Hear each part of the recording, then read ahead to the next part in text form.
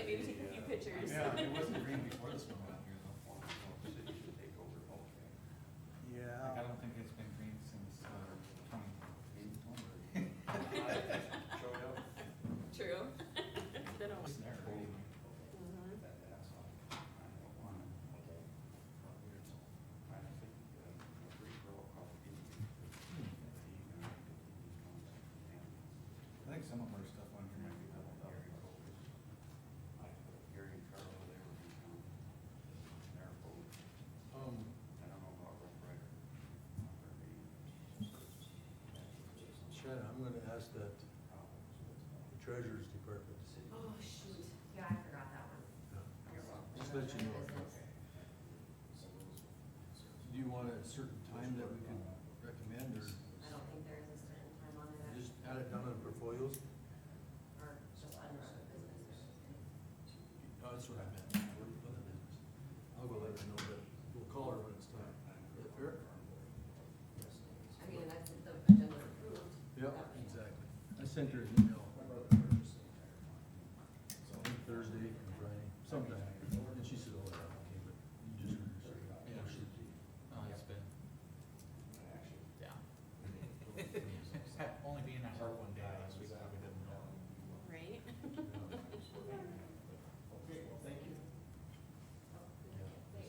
Thank you. I sent these two to her. Oh, shoot.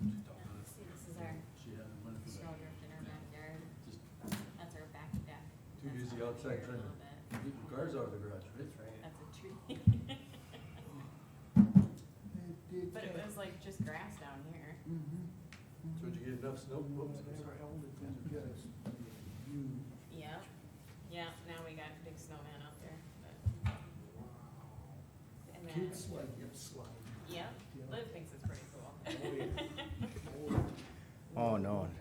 Dan's here now, so now we gotta watch what we say. It'll no longer be the, well, you remember in '66? Right. Remember the start of 22? I read what your editorial in the paper. Can I, refute that? Refuted, I can't remember which one was it, I just did buy one for this week, so now I've already forgotten. All of them. All of them. No, I'm just giving you. Send in a signed letter of 350 words or less, and I will publish it. Oh. Tell me how stupid my. 3 words or less? 350. Oh, okay. I've reminded about it twice already. That was our driveway. One more time. Yep. Makes perfect sense. What Daddy said. Diesel fuel. Yep, I had to go into town to get diesel fuel. Imagine. So I wrote you a long one. Didn't have time to put it in Yep. concise terms. I'm glad the Pope man. Gave you a long one. Heard that from last week. Yes, I do. And of course, it was a little cheaper when before the new price came in. Mike Uh-oh. filled that up because, you know, these kinds of events. Did you prepay it or did you contract it? No, so you had to pay for it. 2 most important days of your life. But that was before the game. The day you were born and the day you figure out why. He didn't do it quite right. I wanted 50-50 blend. Or the day you realize why. There you go, the day you realize why. And so I had room in the tank and he's, you know, he said, Shoot, "You that sure second day want might not ever come. The day you realize why. I know, that's Oh, what I said. okay. Come on now. You might not ever get there. Oh, yeah, I'm glad because otherwise everything's blocked up, you know. Ding, ding, ding. All right, 9 o'clock, I'll call this meeting of Mercer County Commission to order. Do we have anything to add to the agenda? Treasurer and board members, I'd like to add treasurer's report underneath other business, please. Okay. Any other additions? Seeing none, I'll take a motion to approve the agenda as amended. So mo- I'm sorry. So moved, Mr. Chairman. Is there a second? I'll second. Okay, motion by Wayne, second by Liza. Any discussion? Saying now, proceed to vote. Wayne? How about I? Liza? Aye. Marv? Aye. Jean? Aye. I'll vote aye, that motion passes. Minutes of the April 6th meeting.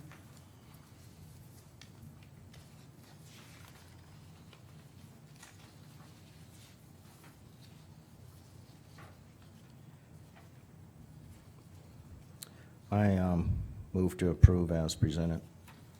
Motion by Jean to approve as presented, is there a second? I'll second. Second by Liza, any discussion? Seeing none, Jean, Aye. Liza, Hey. Marv, Aye. Wayne? How would I? I'll vote aye as well, that motion passes. Review and approve bills. We just look at every bill and so, we'll, probably won't be talking to you for about 15 minutes. Times two. Times two. Do I get that in writing? You're the pace setter, Wayne. Okay, I'm a pace setter. It's quite a stack there, so it could be, Yeah, and it's not could West be a half River. hour. It's not West River in the Okay. bottom either. That's right, Marvin said times two. Times two. Hope for the best, plan for the worst, is that what? Always, Always. always. Plan your plan and don't plan your results. Right.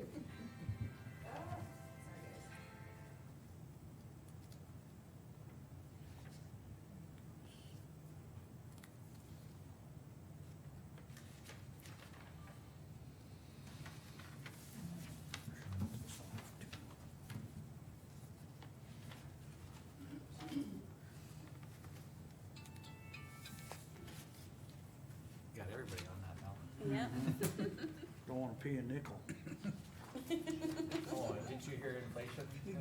So, It's now $5. Gallon of gas. Yeah. Yeah. two quarts. A sniff of it. Oh. 3 weeks ago, something like that, 2 weeks ago? Was, $104. No, it was $126 when we filled the tower. You only have, you have two things? No, I got a 48 gallon tank, so it was still 24 or 25 gallons. That is Took out a second mortgage, you know. unreal.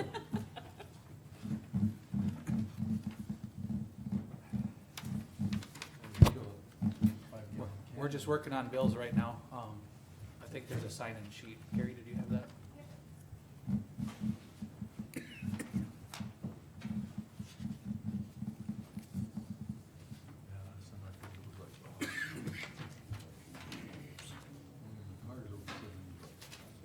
Wow.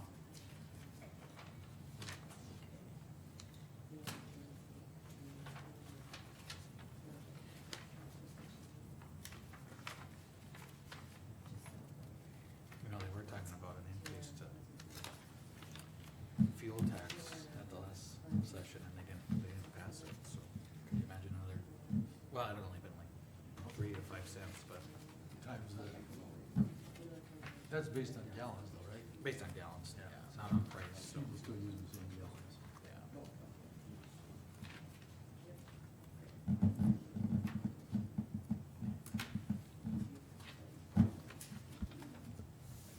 Carrie, are you acting gatekeeper?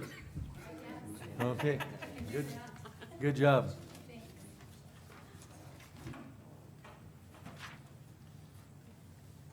She lets them come in free, but she charges them. Oh, will you? You can't leave this, yeah. Can't leave till you pay off. So not access denied, departure denied. Correct. Trying a new way. I don't know, yeah. I should know it.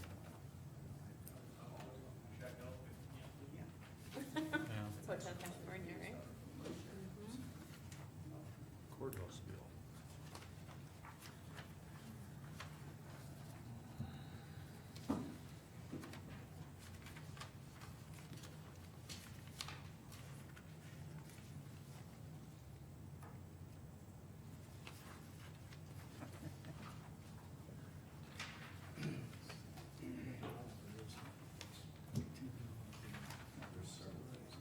Yep. Yeah. Storm effects, I think, on I that one think right so, there. yeah.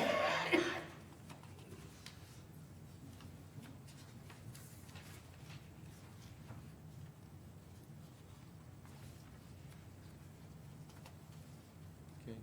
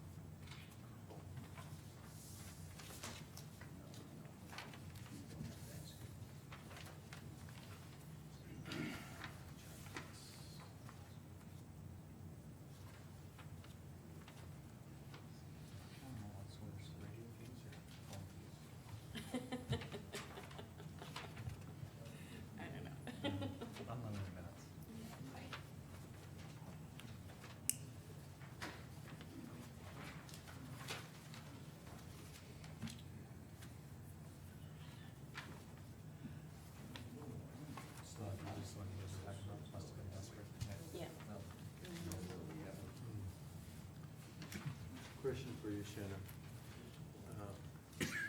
We have a bill here for jail service. Is there any way that we're differentiating between our regular jail and the federal prisoners as far as cost? Not cost, but we have set up in the financial system, the revenue coming back in for the federal prisoner. That's going into the general fund under unused. I saw that for the revenue, but And then on the, for like the transport part of it, I set up a Yep. special revenue fund for the in and out. But as far as like meals and clothing and things, that'll all just come out of their budget. That'll come out of their regular. I understand what you're saying. What I was hoping is that we could run a report to see what the federal prisoners' profit is. What is the margin?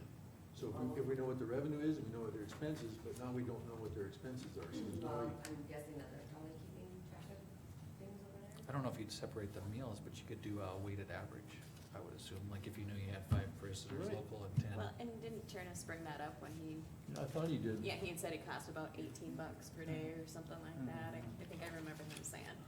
Okay, I'll visit this again, because Yeah, because some of those costs are. Kind of indirect. I think it'd be nice to have them separated. Yeah, you can't be like electric bills, you know? Yeah. But then, to what extent? He ate 3 Well, it has to be sandwiches practical, instead of right? 2. If it's not, He was just hungry that day. oh, no. That was already there. Something that's direct, Yep. a direct Right. expense, okay. What I go by, Gene, is that the benefit of doing so has to outweigh the cost of, to do it, right? And I think the benefit would be worthwhile. Especially if we're tracking revenue really good, you know. We can see. We'll visit again on that.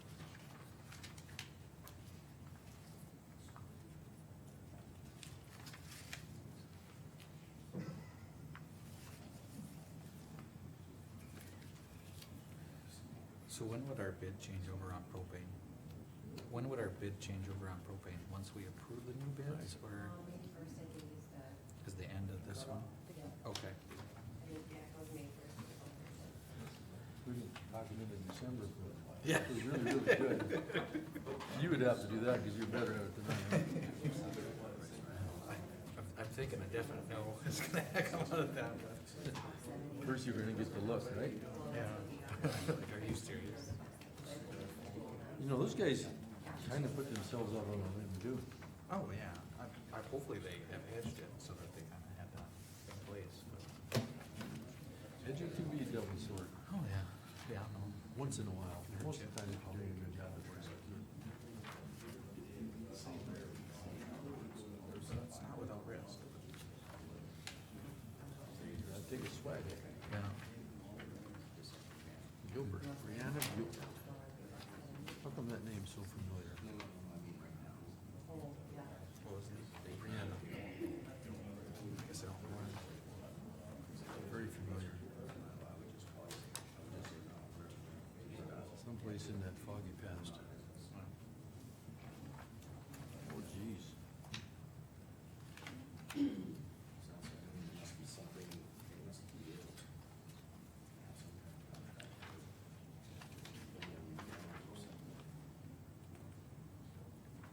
Yeah, I think we wanna sort those out.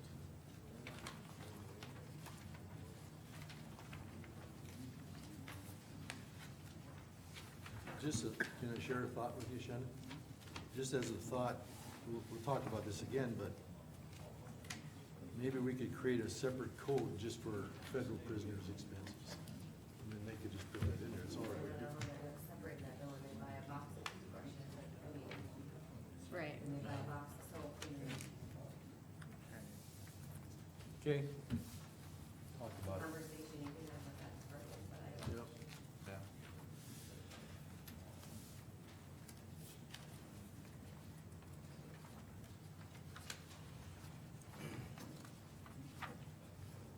Agreed.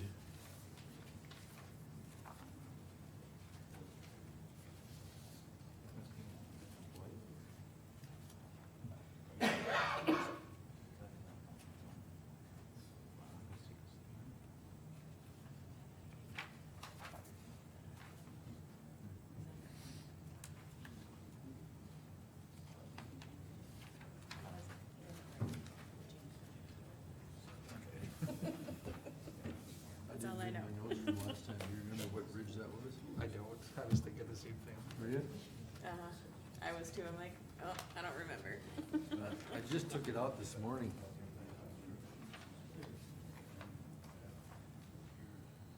I think we might send him a letter and ask him if he could put that on there from now on.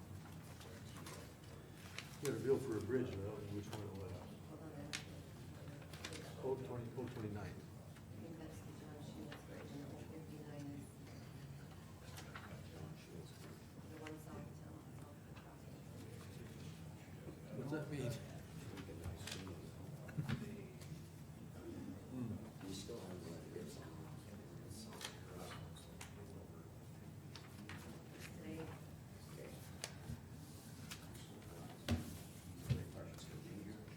The reason,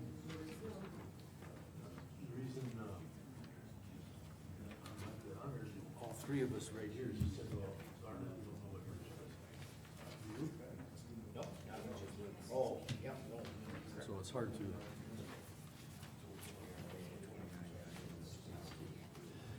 He told us last time, but I left my notes home.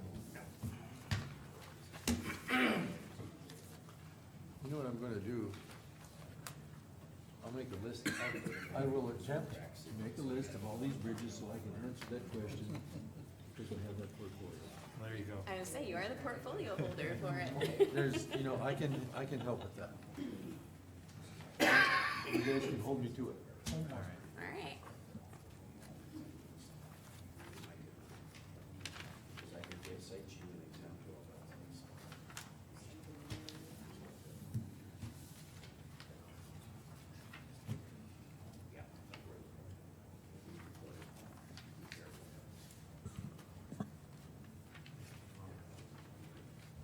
Gene, I will work with the road department and try to get a list of those numbers that we need and have that available for us.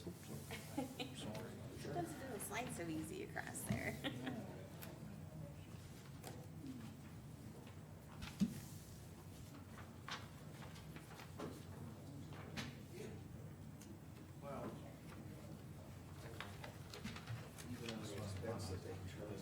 It's not this year. Oh. You're just like, oh. Yep. Probably not gonna stick around very long.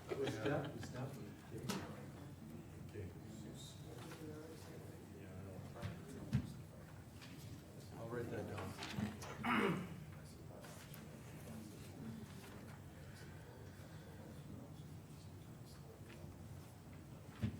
That would be better yet.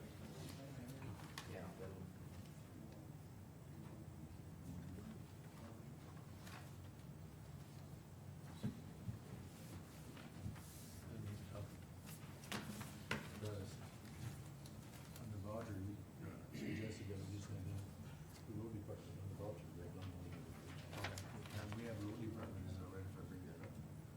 I think so, yeah. For those of you that have been coming in, we're just working through our bills and, when we get done, we'll re-engage the audience. Do you want some extra ones? They have to go through our auditor's department. I thought it was worth a try. You know, we are reviewing each one, so if we saw a special one. We're getting some revenue over there, decide someone to give us some more bills. Yep, between Travis and I. Business cards.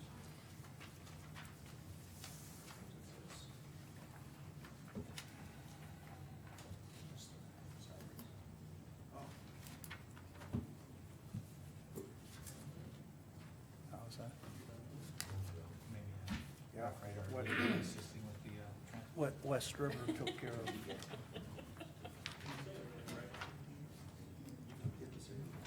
Look at Wayne go, huh? How's what he's doing?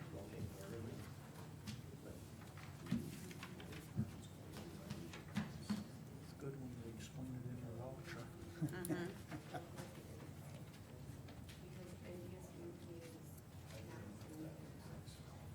That's a lot of balance. Okay. I said, that's a lot of ballots.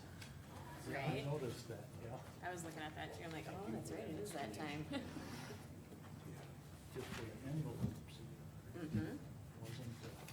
wasn't the actual, no, this,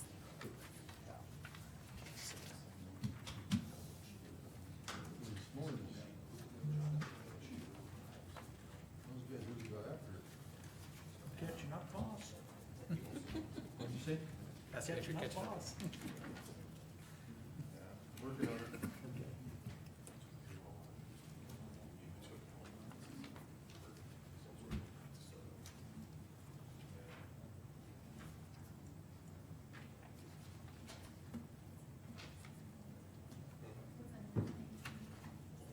We've been trying to go through them pretty quick.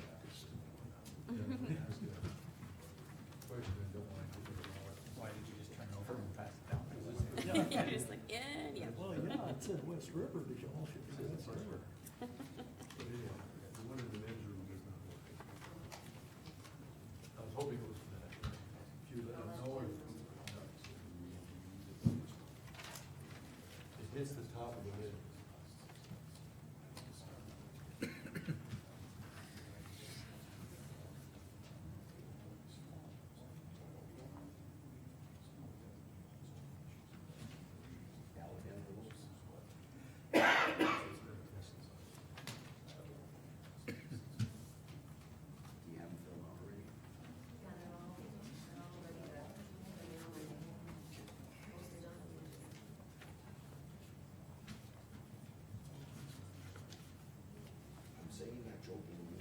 So that included postage? No, okay, I was like, And that's actually, like, not the paper, the envelopes, because I don't think envelopes are the last election.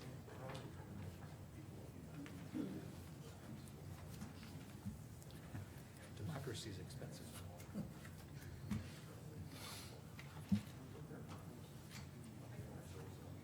Alternative is worse. Oh, yeah.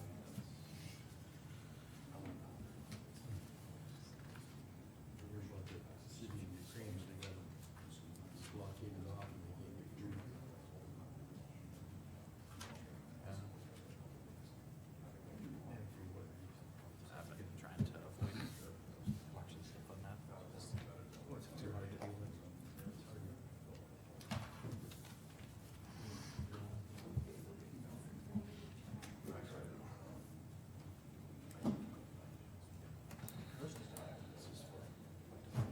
Is this supposed to be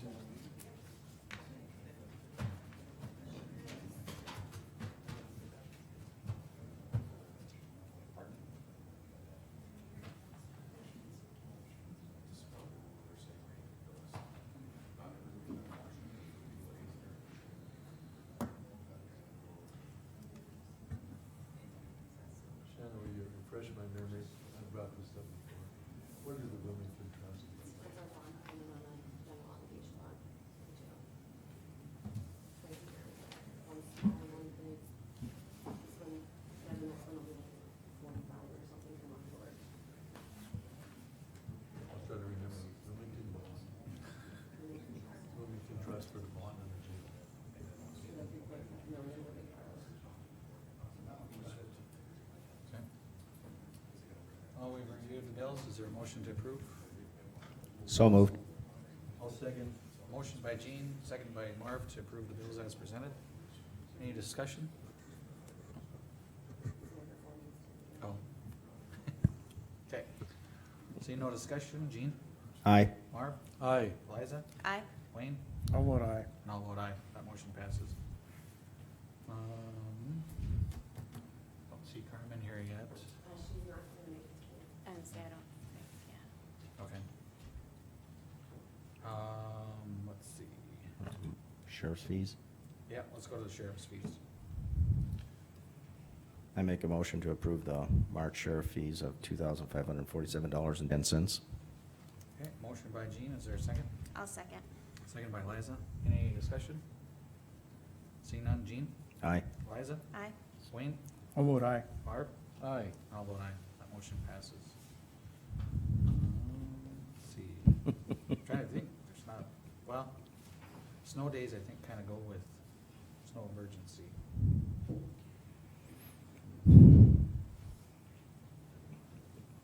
Where's snow emergency at? It's under the Underneath. 9:30, under Okay. Carmen, so. not really. Not really? No, they're separate. The declaration is built in the parameters we can Oh, okay, so we could talk about the snow days? Okay. I'm assuming the snow days because we were closed Tuesday, Wednesday, Thursday last week, Friday was a holiday. Shanna, could you help me with the policy? I believe if we call snow days, typically they use PTO, They use vacation and take paid leave. around paid leave. Okay, so we need to, I guess my question was, that's our policy, if we wanted to change that because it was extraordinary, circumstances. That's kind of the discussion, I guess, is do we wanna do the unpaid or they use their leave, or do we wanna do a mixture of something? Because the roads are typically closed for 2 of those 3 days. Correct.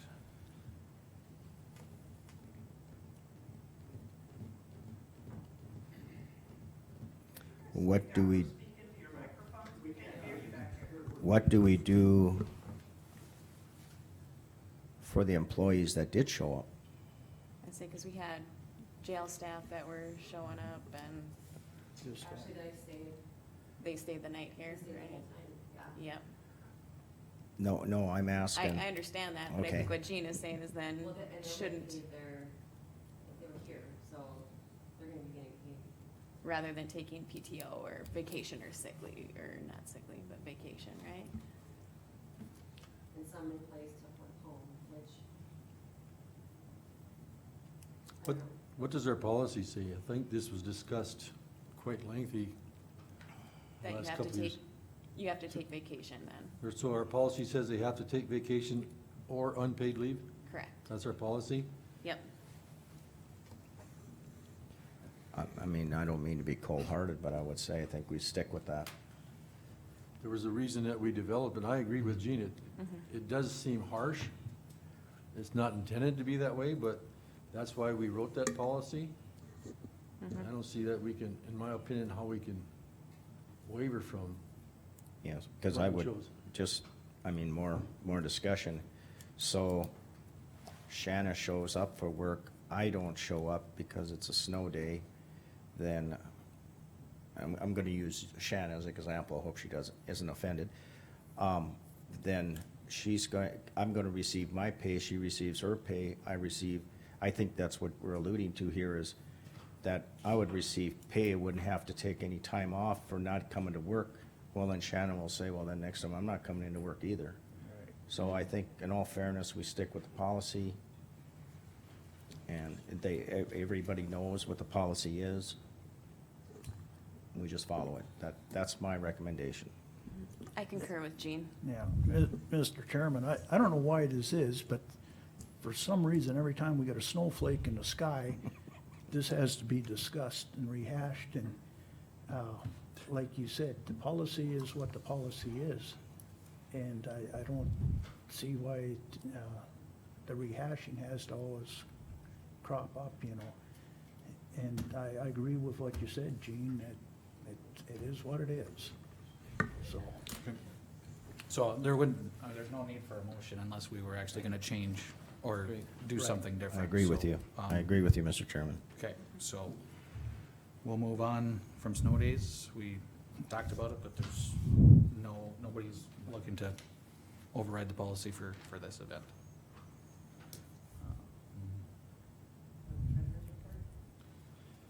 We'd have to get them in here. Yeah, We got 4 minutes.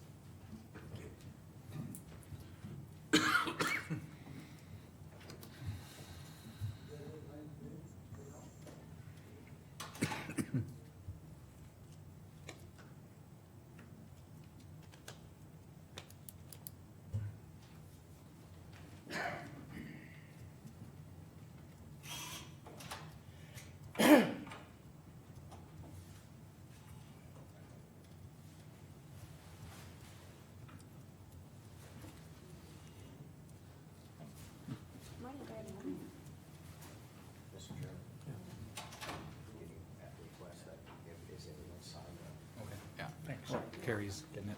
Just as people walk in, I think Carrie's been kinda gracefully getting signatures so that we know who's here.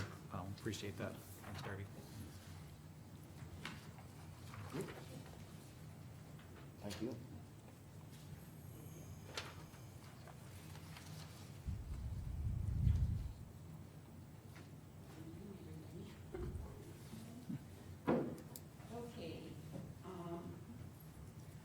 the March, I didn't give you guys February sheets. If you want them, you can let me know and I'll run you copies of those. This is actually the end of March, from our March 31st balance sheet. And, you'll notice that our total payments were $4,208,037.30. And our total receipts were $948,879.55. So as of right now, I mean, that we're still looking pretty good as far as our income and our out. But, March is also the biggest month for our payments because we collect the most money in February. So the schools and the cities, and all the entities get their big share from February. But you look at that, but in February, if you look up on sheet 2, if you look at February, we took in 5.7 million and paid out 3.6. So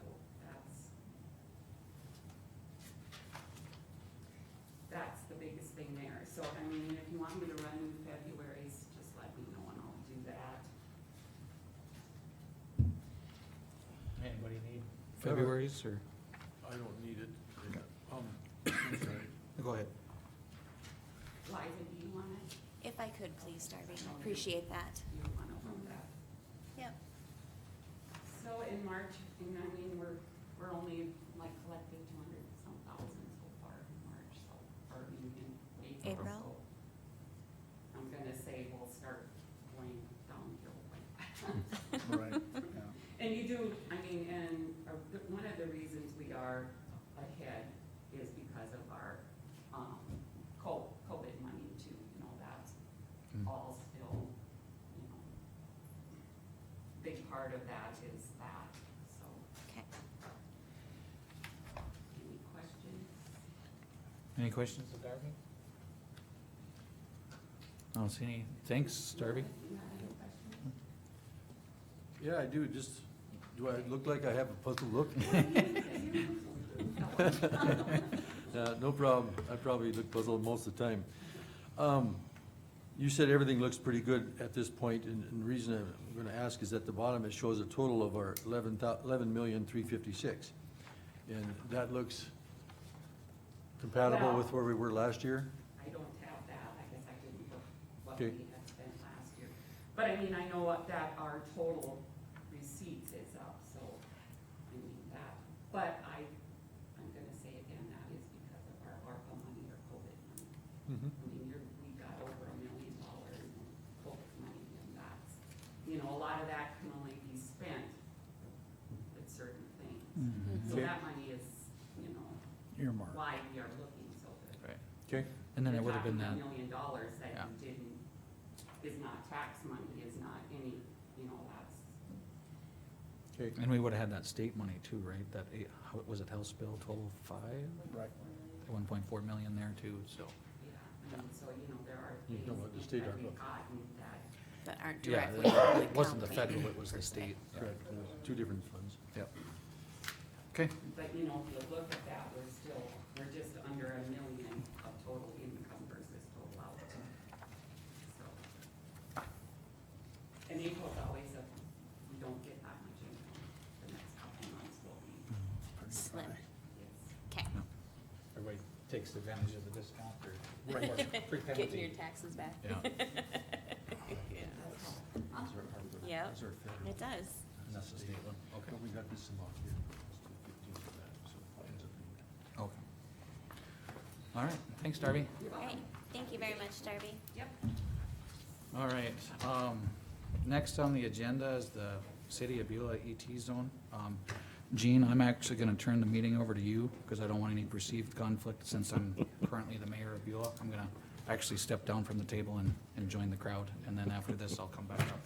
And just so you're aware, Jean, I know that there are quite a few people in the community that have come today that would like to speak on this too. Okay. Extraterritorial zone, City of Beulah. Okay, I do have a copy of the agreement. And just to let you people know, I did not know the chairman was gonna step down. This wasn't pre-planned, so he threw this one at me. I knew you could handle it, Gene. Do my best.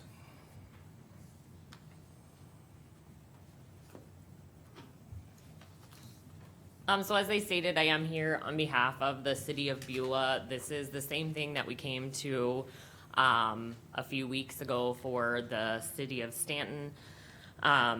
Just taking when the city extends their extraterritorial zone, right now, it makes it so that the city and county share jurisdiction over that second half mile of the mile. So what we are requesting and what the agreement is that I gave you a copy of, and again, it's significantly the same as the one that we sent over for the city of Stanton, just making the necessary changes for the appropriate city. But this would make it so that the city had sole jurisdiction for that second half mile rather than the shared jurisdiction. Okay. You could make it more confusing if you wanted. But thank you. There are a great number of people in the audience. How many are here on the extraterritorial zone? Just raise your hand, okay? All right. Do you have somebody? Go first. Pardon? They agreed I could go first. Okay. Are you okay with that, Mr. Chair? Yes, I am. I was just gonna say, okay, I just wanna throw this out there. If the 6 or 7 of you, I don't know who's in favor, who's opposed. So we'll have like one person possibly who's opposed. And if someone's in favor, what I'm gonna say is we're not gonna give 6 people 15 minutes apiece that are opposed.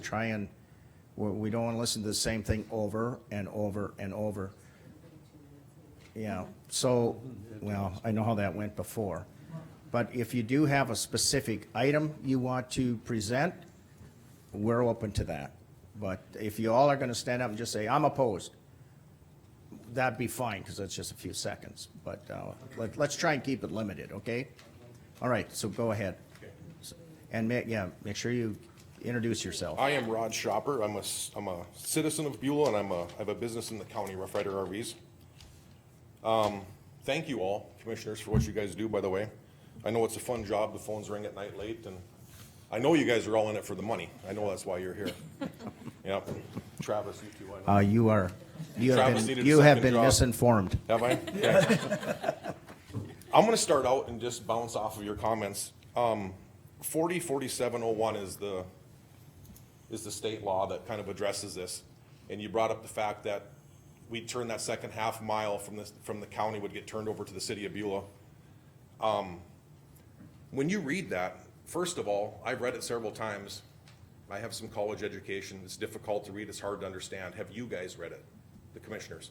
I have not read that section. Okay. I have not. To me, when I read it, it kind of contradicts what you said in the fact that, and I'm not saying I'm right because it's very difficult to read, but the county still can come back and adopt, modify, enforce, and share zoning. There's a 30-day written notice. The city has a chance to come back and try to come up with an agreement with you folks.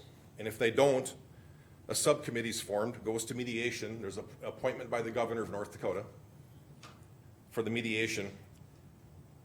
Am I understanding that correctly? You are understanding that correctly. So Okay. right now, under the Century Code, when the city exchange it, that's what I mean by the joint jurisdiction. Mhm. So it has to go to both. They have to try, the city and the county would have to come to an agreement, and then if they can't, it goes to that mediation. So what we're proposing is an agreement that there wouldn't be that shared jurisdiction. It would just be solely the cities. And the state of North Dakota will allow us to do that? Yes, it's actually, that's what's most commonly done throughout North Dakota. Okay, because it's messy. It's a messy thing. And you asked if I'm for it or against it. I'm kind of against it, to be honest, but I don't know everything I need to know, and I don't know that you guys know everything you need to know yet to make a decision. I really don't. You look at Beulah, and it's been shrinking since I left here in high school in 1985. It's shrunk, and it's shrunk, and it's shrunk, and it's shrunk. We have lots within the city that we're trying to basically discount to a point that we can't get rid of them. They're in the paper, anybody can buy them. You know, the town's just like every other town in Mercer County. We're shrinking, we're not getting bigger. But yet we're trying to extend our reach as a city in a place that's shrinking. Our governor comes to us and he says, I want this Main Street initiative, I want all of you to start building within your city. Make use of the infrastructure you have, save the costs, don't make the mistake I made. And we've had meetings on it in the city, I've sat in on a couple of them. I will admit, since some of the city folks have left their positions and some of the commissioners have left their positions, that's kind of fallen to the side a little bit. But that's kind of the goal of our state, is to try to stay within our city limits and do what we can within and use the land and the infrastructure that we have. So I look at this and I go back to 2015 when this was first started. I was still in Dickinson. My brother Robert was managing the business in Beulah at that time. He's since retired. I wasn't aware of it when it happened, but I'm asking myself, why? Why did we ever start with it in the first place? Does it make any sense? I just struggle with that. I mean, from a common sense standpoint, you look at it and go, our tax dollars are shrinking coming into the city, and we're now gonna expand out and take on more work with fewer dollars. And I look at it and I think it's just, from a business standpoint, I think it's just really crazy. So from that standpoint, I'm not only against this, I'd like to see us go back and get rid of what we did in 15. And I'll explain why. I've had a dust control problem next to my business with Greg's business when it was older, when he still operated it, hired him shutting down. My brother Rob had, I think, been over here a couple times talking about dust issues. And so I watched Peralt Construction sale to Lakeview Services sale. I started talking to Travis, and I said, Travis, I don't know if I'm talking to the city or if I'm talking to the county. And in Travis's and my conversations from November of last year to present, even Travis didn't know for sure where we were on this. I talked to Mike Esslinger, I talked to Wes Klein, I talked to Cindy Zuger, I talked to Heidi Hamilton. Nobody knows what's going on. So back in 2015, we already made mistakes trying to do this and pull it forward, and didn't even know what we were doing. The county didn't know for sure what they were doing. The city didn't know what they were doing. We have no ordinances.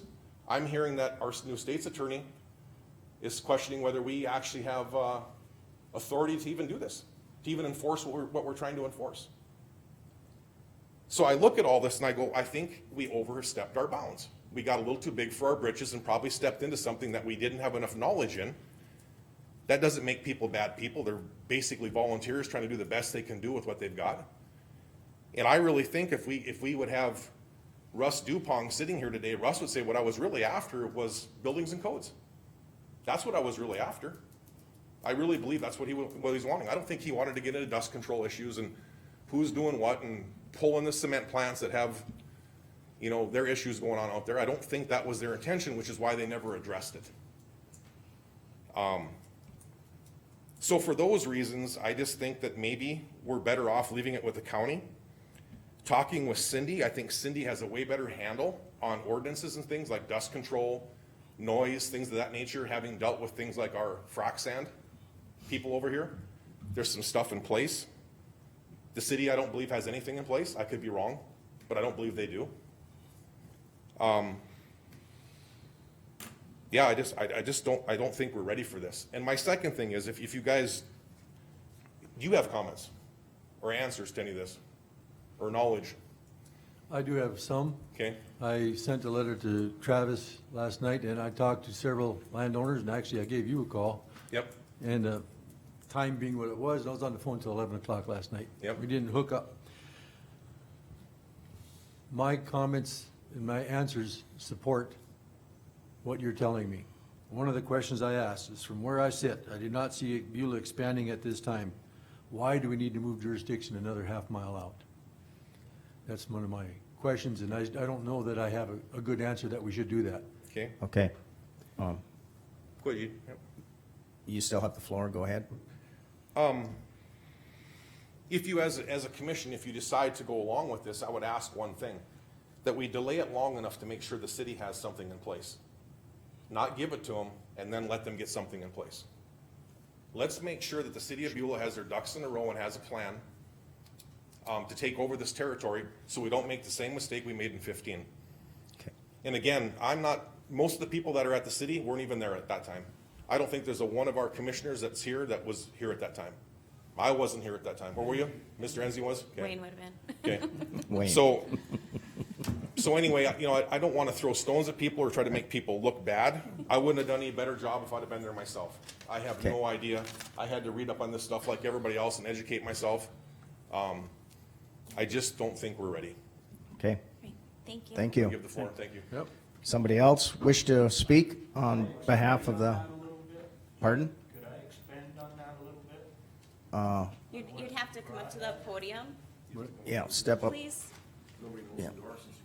I'm Dwight Berger. I was on planning and zoning when this rule was put in place 7 years ago. My understanding is we can't stop the city of Beulah from taking this jurisdiction, but we don't have to give, as a county, we don't have to give them our blessing to do it. And there was a reason back then, one of the big reasons was that extra half mile. There's no representation for them people. They moved out of the city limits for a reason, and now they're gonna be under the city again, and they have no representation. They can't vote city, they can't vote, it's not fair to them.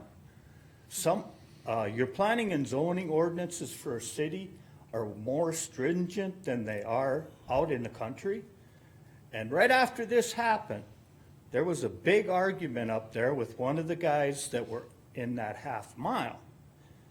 They come out there with their ordinances. He had to put cement in a pole barn that he was going to use for cattle. Because it's city ordinance. So Yes.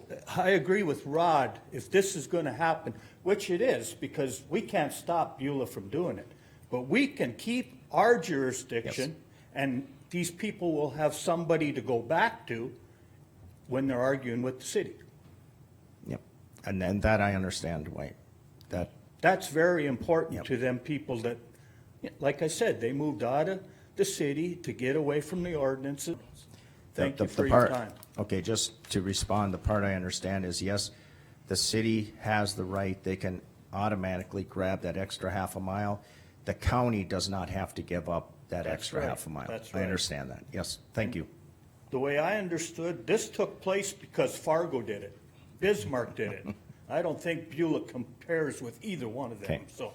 Okay, thank you, Dwight. Thank you, Dwight. Sir, you want, He stated my deal from the last, when I fought it last time, that's exactly what was brought up, and I agree with him 100%. I'd like the county to keep their 50% of the deal, Yep. so we have some representation out there. and your name, sir? Yeah, Kenny Winkler. Thank you. thank you.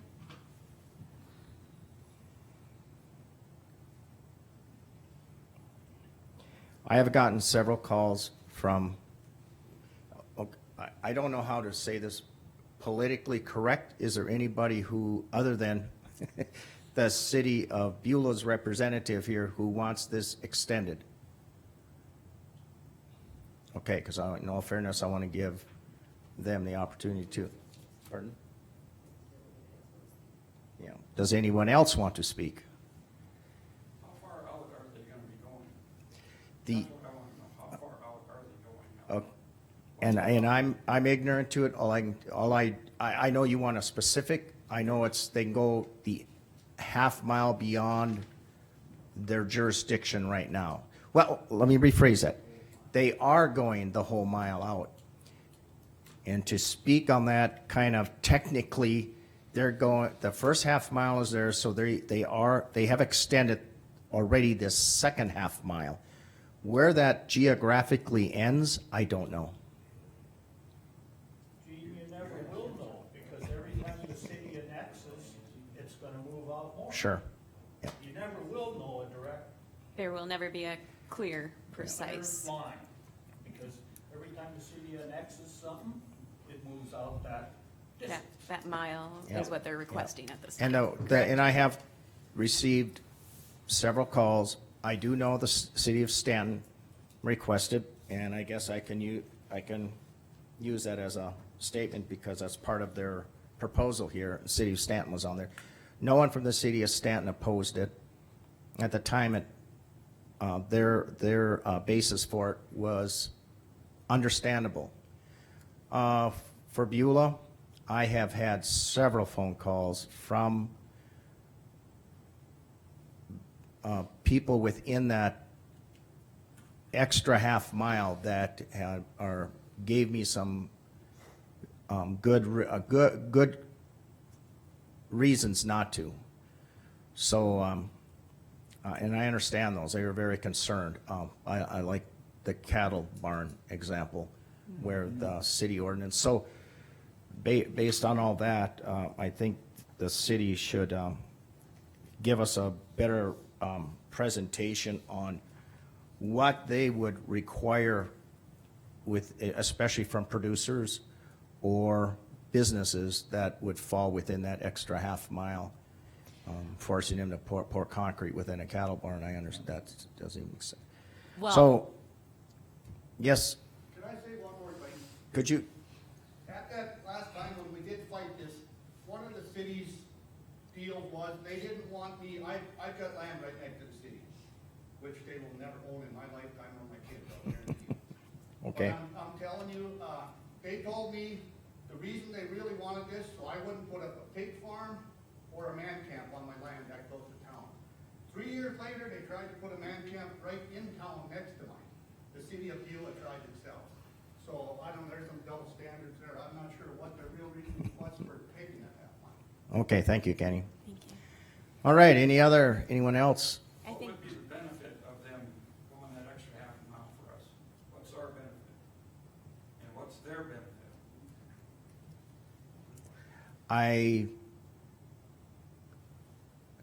I can't give you an answer. I'm gonna be very careful on how I answer that because it would be more of probably a personal or political statement. So I can't tell you what the exact benefit would be. Does the city have an answer to that? So I have some answers. I don't have all of the answers. We didn't have all of these questions posed, so I apologize. I'm not prepared to answer everything, but I'd like to clarify a few things. Although this would change the zoning and subdivision regulation, it doesn't change city limits. So it doesn't make you a resident of the city because we changed the extraterritorial zone. You would still vote county, you don't vote city, you're not in kind of this area where you're neither, you're still county. You don't become city. This has nothing to do with annexation. The city can annex whether we have full control of this or not. And there's a separate way to go about annexation. So this does not have any effect on that. What the city has discussed is actually setting up a zoning district that is special to the extraterritorial zone. It's not the same as the city. The city recognizes that you can't have the same rules for this extraterritorial zone as you have for the rest of the city. We don't have that in place at this time. We do have a representative that is in the extraterritorial zone that is on the Planning and Zoning Commission. So there is absolutely representation for those in the extraterritorial zone to have say on how that would be set up. And there are notices that go out for those meetings. So anybody who would be affected would certainly have the ability to come and put in their thoughts and what they would like to see and would not like to see in that extraterritorial zoning. So really the only thing that this does different is because right now, as was clarified, the city can extend the jurisdiction no matter what. It's just whether they have to share that control with the county or if it is just the city's sole control over that zoning and subdivision regulation. But if you want to build, we have to follow Beulah's building codes, correct? Yes, you would have to follow the building code and as far as what regulations were put in place for that zoning district. So then we have no say in building codes because we're minorities out there. Can't vote for the city, can't vote for the city. Okay, can't do nothing. could you, I'm sorry, to keep, I gotta keep order, and, if you want to say something, please approach. If you want to approach, you certainly can. I won't stop you, won't object, but to try and keep some order here, you need to approach the microphone. And identify yourself too, Yeah. so that we know. Any other comments? My suggestion to the county commissioners would be to leave it the way it is now until people have a time to see this zoning package for that half mile. I won't disagree with your comment, but I would, yeah. Because right now, if the county gives it up and the city has it, there's no need for them to make a separate zoning for that half mile. Any other input? Rod Shopper again. Yes, Rod. And just so everyone's clear, for our population base of Beulah, it does stop at a mile. We Correct. can't go further than that based on our population. Yes. All right, just so everybody in the room is aware that it's not gonna go out, unless they move their city limits, correct? Then it would go out further, is that correct? Correct. Okay, My understanding, yes. okay, I can't verify that, Right. but that's my understanding. okay. Okay, I'm And not a maps, lawyer. The second thing, maps would be nice, so we can see the half mile, we can see the mile, it would be nice if you all knew and we all knew. Because I really don't know right now if I'm in the mile or the half mile or what I am. I really honestly don't know. Okay, Okay. And buildings and codes is done, right? That's already being enforced, right, within that mile, right? Correct. Okay, Yep. so the half mile, it's already being enforced in the second half mile, correct? Buildings and codes is already being enforced in that, I believe so, but I can't say with can't certainty. say for sure. So we get some answers to that. And then the ordinances that she's talking about get into the whole noise, dust, whatever, right? Smell, Yeah, so environmental. a lot of that stuff is in the zoning code, and that's one of the things that was discussed when this was brought up at the city, is that we do feel that it should be a separate, like I said, a separate zoning designation so that there are different rules, because we understand it's not the same as those areas within city limits. Okay, and the county Okay. already has those zoning ordinances in place, correct? Correct. For that area, right? They already exist, Yep. Correct. yes. but they're not being enforced in Well- that area because why? That's a separate issue. Well, what is the issue? It's really not the separate issue.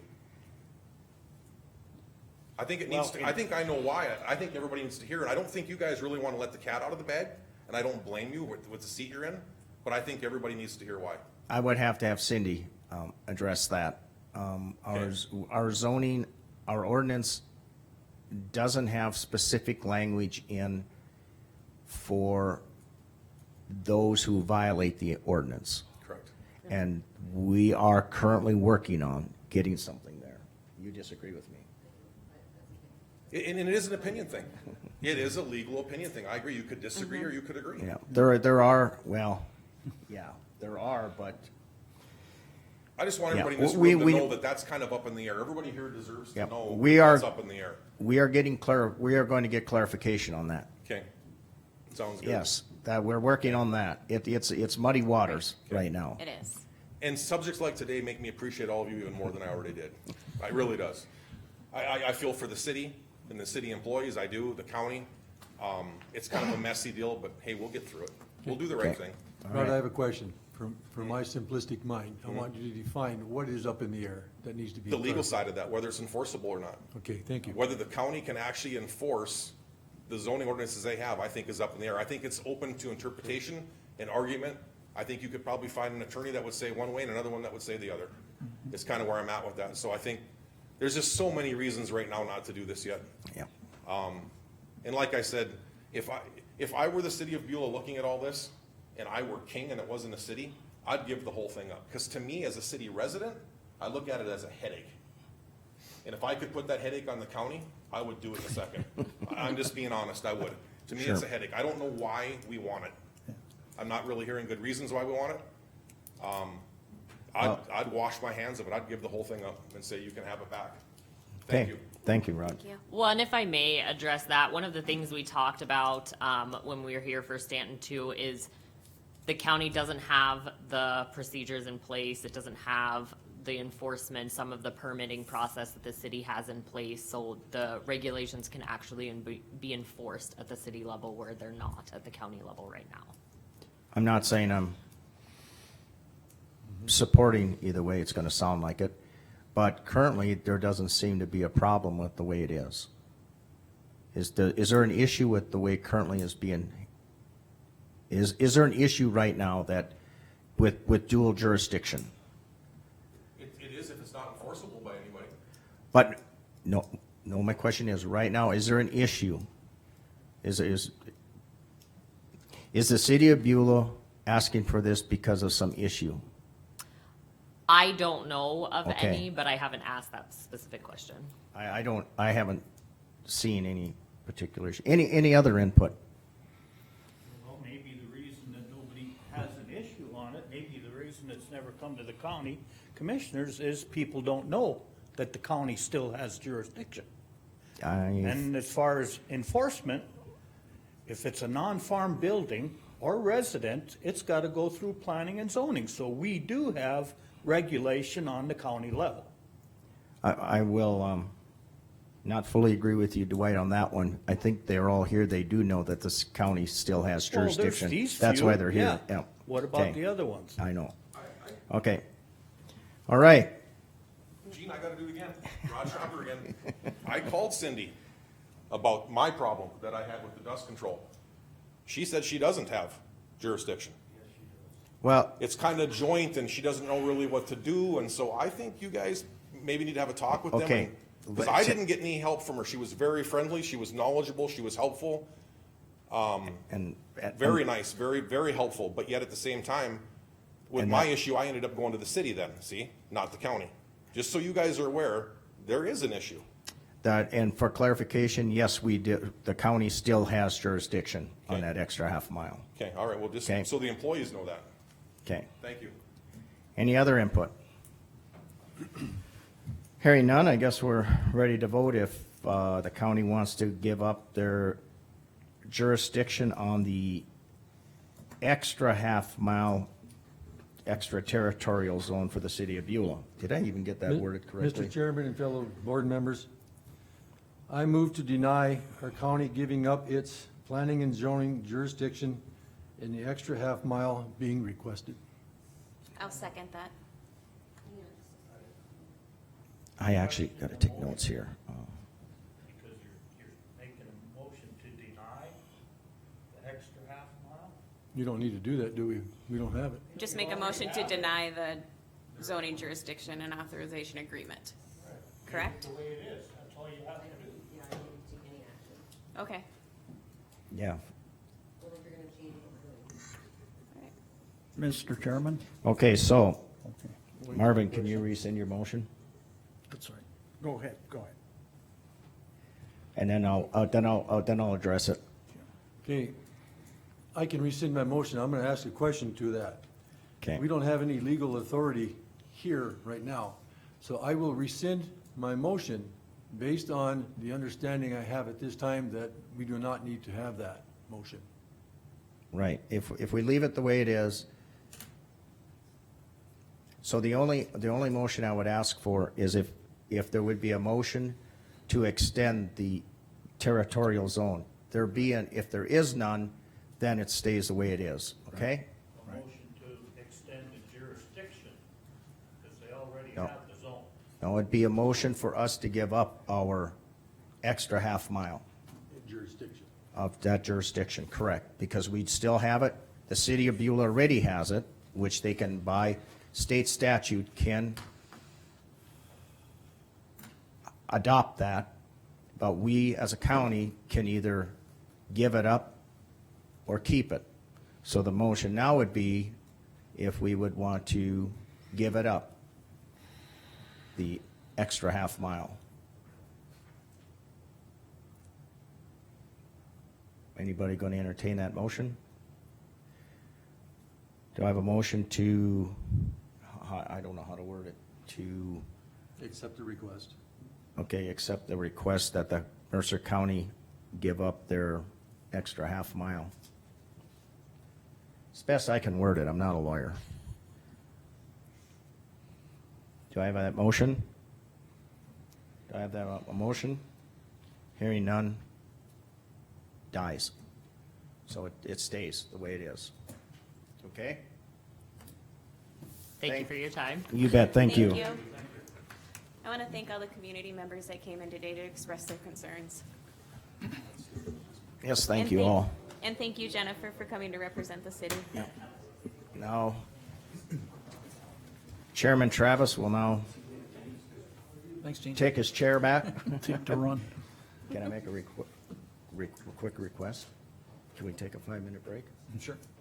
Or do we have to do this bid letting? Well, Can we just do the snow declaration quick? It's still until 9:30. yeah. So, yeah, let's do this, snow declaration quick. Basically,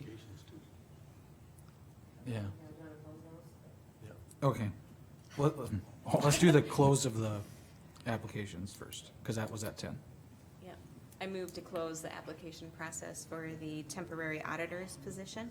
Okay, motion by Liza. Is there a second? Second. Second by Marv. Any discussion? See none. Liza? Aye. Marv? Aye. Gene? Aye. Wayne? Aye. I'll say aye as well. That motion passes. Let's do the snow declaration real quick, and then we'll take a recess. Okay, Carmen had gotten a hold of Travis and I on April 12th. And as you know, in an emergency situation, she just has the chairman sign off and she has the auditor sign off. She declared a snow emergency declaration, which opens up our emergency fund. So anything above and beyond that the sheriff's department or the road department had to take care of as far as fuel and costs, any costs associated, they will now be paid out of the emergency fund. Everything is turned over to Carmen, she'll voucher it, and then the board will see what she's vouchered to take out of that emergency fund. So this declaration just opens that fund up for the county to use, because of the snow. So I just need, the motion to pass it, because you have to have that motion passed within 14 days of declaring the emergency. Okay. And it was, for the excessive snowfall amounts from April 12th through the 14th, and high winds that have caused roads to be blocked resulting in dangerous conditions. So we just need a motion to ratify that declaration of emergency. Just to approve the snow emergency declaration. So move, Mr. Chairman. Motion by Wayne. Is there a second? I'll second. Second by Liza. Any discussion or questions on that? Yes, one question. How much money do we have in our emergency fund? Okay. Okay. It's- Thank you, it's It's beside the point. Sufficient anyway. Yeah. Any other discussion? Seeing none. Wayne? I vote aye. Liza? Aye. Marv? Aye. Gene? Aye. I'll vote aye. That motion passes. Let's take a recess until 10:10.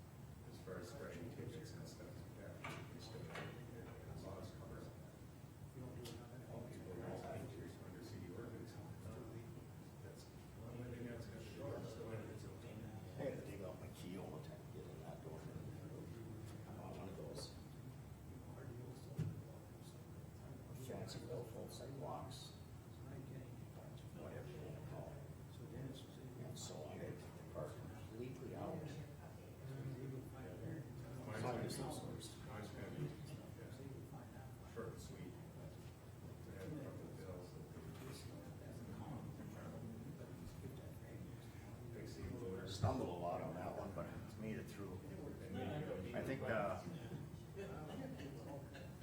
and then I clarified it at the end, that it stays as is, so. I should have asked for, it would have been a motion to accept Beulah's request.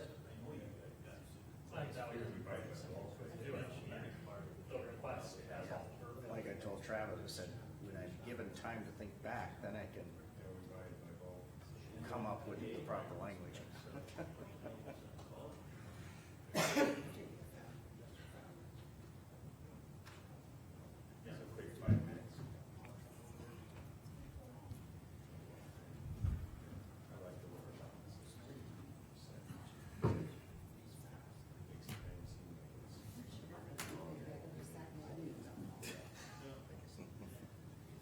Is that legal? Can you be?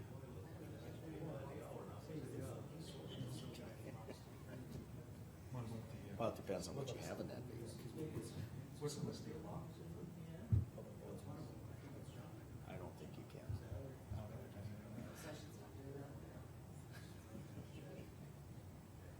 You can do it anytime after 12, I guess. But if you have the right ingredients, you might have people joining you. Hey, oh, what about Travis? Why are you pointing at me?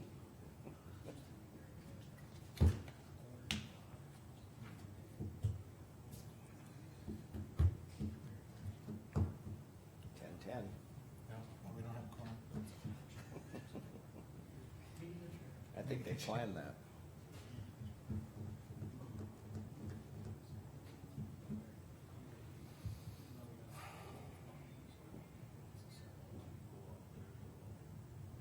Hope you don't mind, I turned it over to you because I didn't. No, that's fine. I can stumble through things. If they don't like it, they can do it.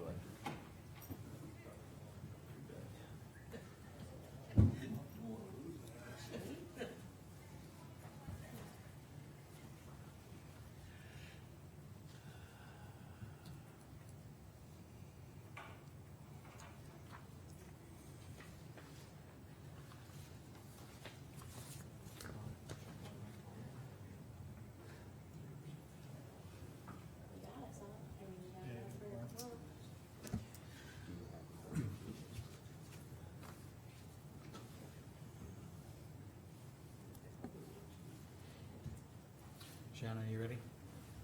Okay. I'll call this meeting back to order. Next on the agenda, we have the road department, the annual bid letting.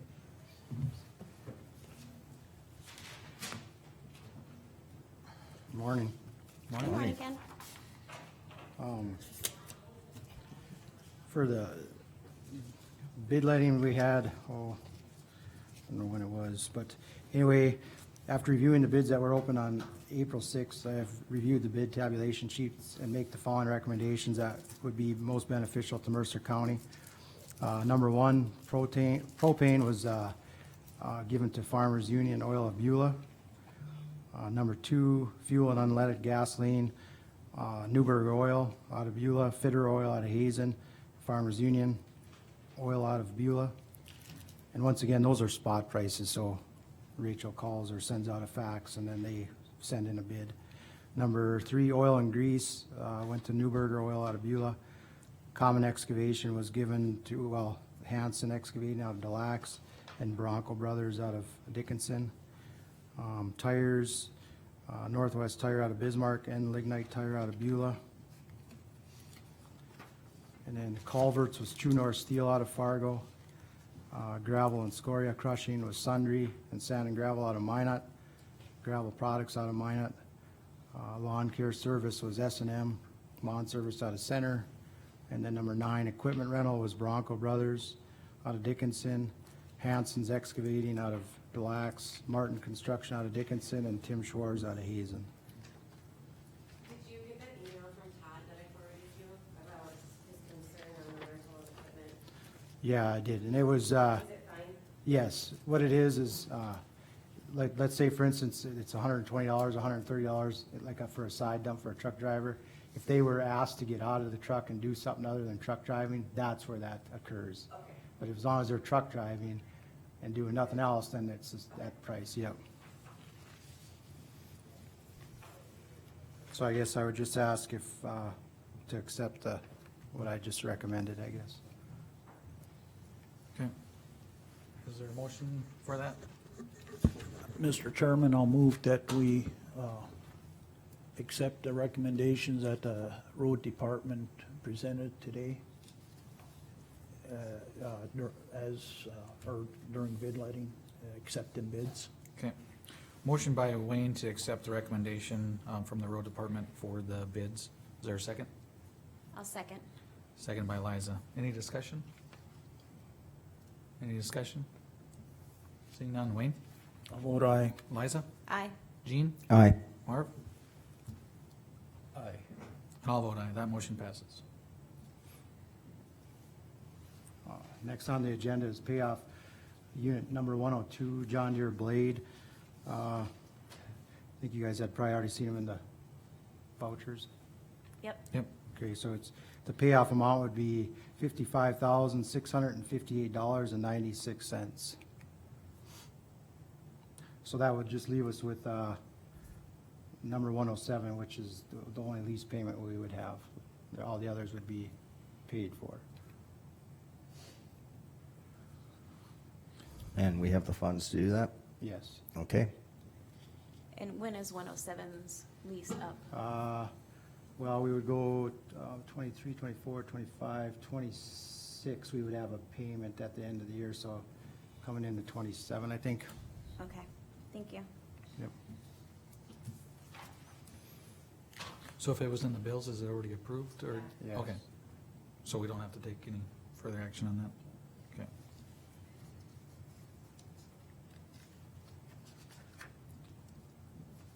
What do you got next, Ken? Unit VRO 0029 056, that's structure replacement. Do they have the letter, Shanna, that with that box culvert? Which bridge is this, Ken? It's, yeah, they had, it's this one here from the DOT when they did the bid letting for the box culvert up by, I have one here, but I don't have, I have, okay. Yep, Ken, which bridge is that? that's the, it's gonna be a replacement with a box culvert up by John Shields off County One there. That was that first one. So this isn't the one where the liner, we're putting it in? No, This is a that was different a, one, right? right, yep. This was actually a bridge that This was, is actually a box. right, that's going to be a box, yes. It's going to be a box. Yep. They had that bid letting, I think, I thought it was the first part of April. We made a mistake, we have to act on that. She said, I agree. Okay, so, I want to revisit that. okay. She said, I can't give you I advice, but I agree. You need to do a motion to accept or deny. Yep. I thought we, I'm at a loss on this John Shields Bridge. I thought we did that already.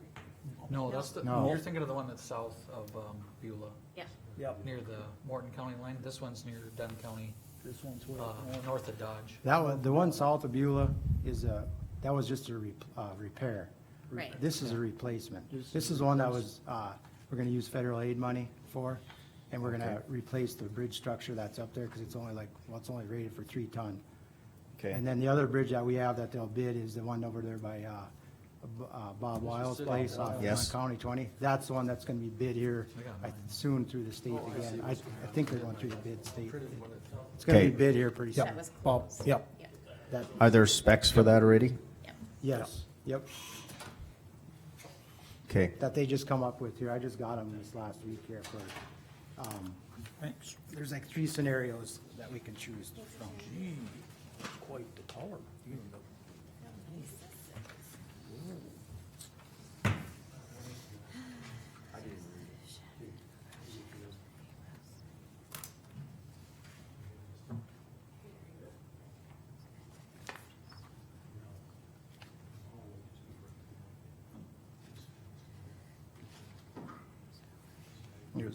That was April 8th when they had the bid letting down in Bismarck.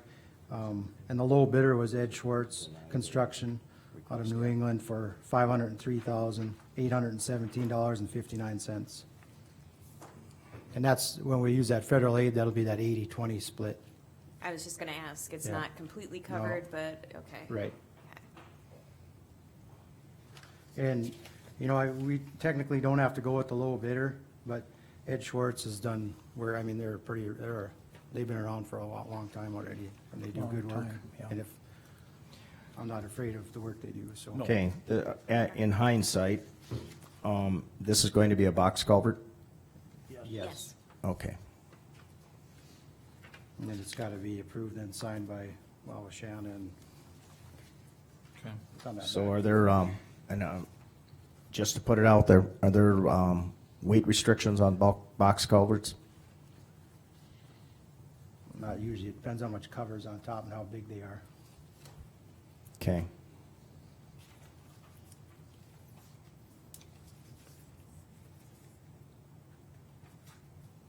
Well, this was bid through DOT, and this was the DOT's recommendation Yes. based on the bids they received. Right. And Correct. we run through DOT because we get federal aid, so. Yes, yep.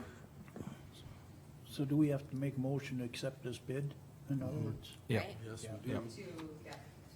to award the bid. Award it to Edward Schwartz? Yep. Ken, when would this work start? Remember Charlie, that Forterra, it used to be Cretex out of, it's east of Bismarck, I think Minokan. That got bought out, Forterra got bought out by some other company, so they're in transition. I don't know if Charlie talked to you about that with. No, but is it Terracon now, or is it something else? I don't There's been so remember. many names, it's Yeah, changed a lot lately. but they're gonna see if they can take on because there's others just besides us with box culvert replacement, so hopefully they can make it the box for this. And then, if not, Charlie was gonna check in, I think there's a place in Rapid City that makes them too, but that's quite a bit further too. Yeah, so basically the start would be, based on when they can get the box Right. culvert itself. Culvert Right. itself. Right, Yep. when the Okay. box Yep. is cured and, So there's really no way to know.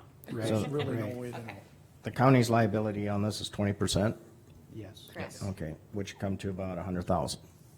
I don't know, something like that probably. Pretty close. A little less probably. 2 times 5 is 10, so about 100,000. Okay. Mr. Chairman, I think what you're looking for is a bid to award this to Edward Schwartz for a box culvert north of Golden Valley for the amount of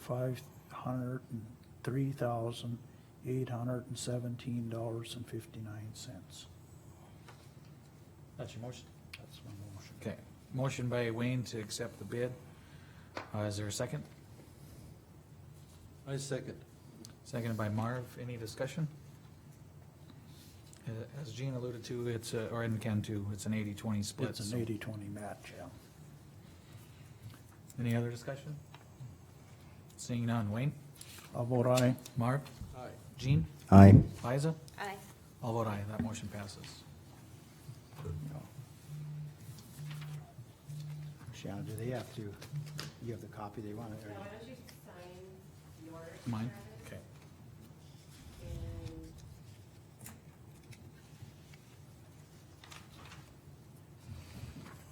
you give Ken a copy. And I'll keep a copy.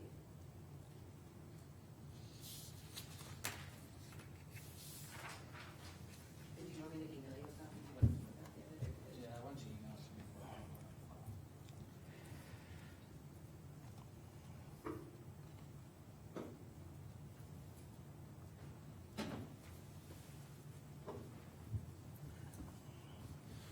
All right, Ken, anything else? West River Utility Permit number 1738. It's a directional bore for fiber optic up underneath Hazen Bay Road. It's kind of to where it splits and go off to the boat ramp, and then the other one goes east past those A-frames. It's a little bit south and west of that. It's to get down to Jerry Meisner's residence. I think he put up a different cabin in there.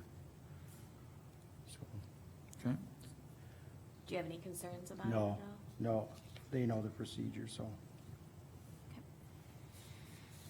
Okay, is there a motion to approve the utility permit? I would move to approve the WRT utility permit number 1738. Okay, motion by Liza to approve the permit. Is there a second? Second. Second by Wayne. Any discussion? Any discussion? Seeing none, Liza? Aye. Wayne? Aye. Marv? Aye. Jean? Aye. I'll vote aye, that motion passes.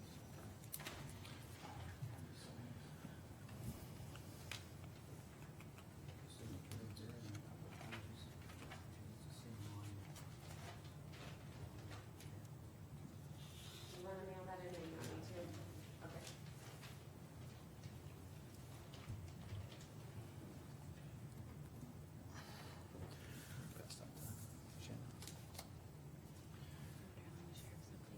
Yeah, I'm taking that next. Ken, you got anything else? Yeah, Charlie wasn't able to make it today. He wanted me to put this on there about permission to bid that overlay on County 27. And we're permission to advertise, which sound like he wants to open up bids on June 1st. So he has that 21 days, because he didn't think he'd have enough days for May. June first will be the equalization meeting too, but I think that's scheduled for 10:30. So we could probably do it at 10. So that's the mill and overlay? Yeah, on 26 there, west of AVS. Okay. 26 million overlay. Yep. Yep. Oops. And that's the one where we Yep. talked about, West know, of see how the AVS. bids come in, that's what we're gonna do. I mean, Right. we have the right to accept the bids or do the project this year or hold off too, so. But we have to put the bids out there, I guess, or put permission, advertise. Okay. So is there a motion to allow Interstate Engineering to advertise for the bid letting of the mill and overlay on County 26 For June 1st. for June 1st Yeah. at 10 a.m.? I so moved, Mr. Chairman. Okay, motion by Marv, is there a second? I'll second. Second by Liza. Any discussion? Any discussion? Seeing none, Marv? Aye. Liza? Aye. Wayne? Aye. Jean? Aye. I'll vote aye. That motion passes. Let's do this now. Okay.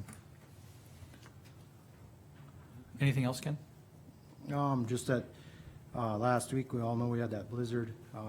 The guys and gals worked Friday and Saturday, and we pretty much got everything covered. We had to go back because of the wind. We had to widen a few spots, but I think overall, they did pretty good, so Tell them thank you. we'll do. Yeah. Thank you. We appreciate everything. Emergency services, road department. I think this county really stepped up in that storm, sheriff's department, everybody. I agree. I think it worked well. Anything else, Ken? Nope, that should be it. Okay. Marv wants to revisit something here from the previous discussion. Okay, Go ahead, Board Marv. members, or chairman and board members, I want to revisit our zoning, the application by Beulah, City of Beulah. I believe we made an error. We have a request before us, we need to accept or deny. I have revisited with, Jennifer? Or, can I say that? I think you can say that. Okay, I visited with Jennifer. She said, I'm not your legal attorney. I cannot give advice, but I believe that needs to occur. That's what I interpreted her. There were several people in the hallway when I brought that up.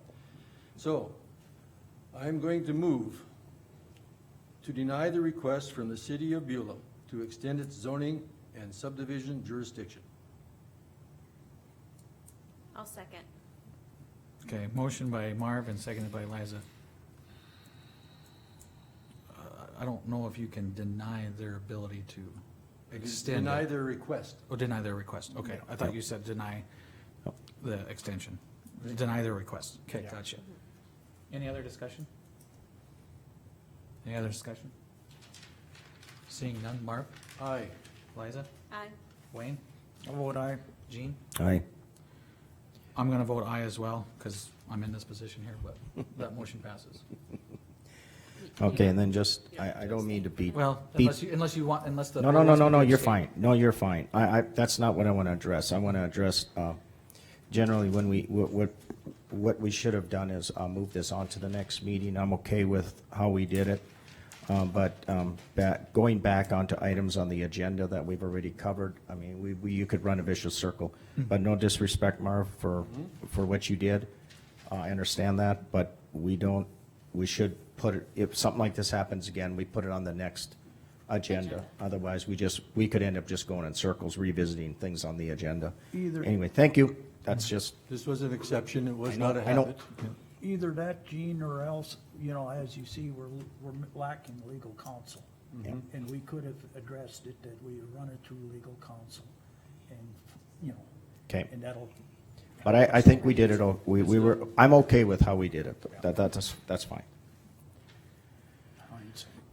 Yep. Okay, we're within like 30 seconds of the. Do you want me to talk more on it? Well, what's that? It's been here? Yes. Yeah, Oh, there it's he right is, okay. You might as well come up. By the time you get here, it's gonna be that 10:30, so.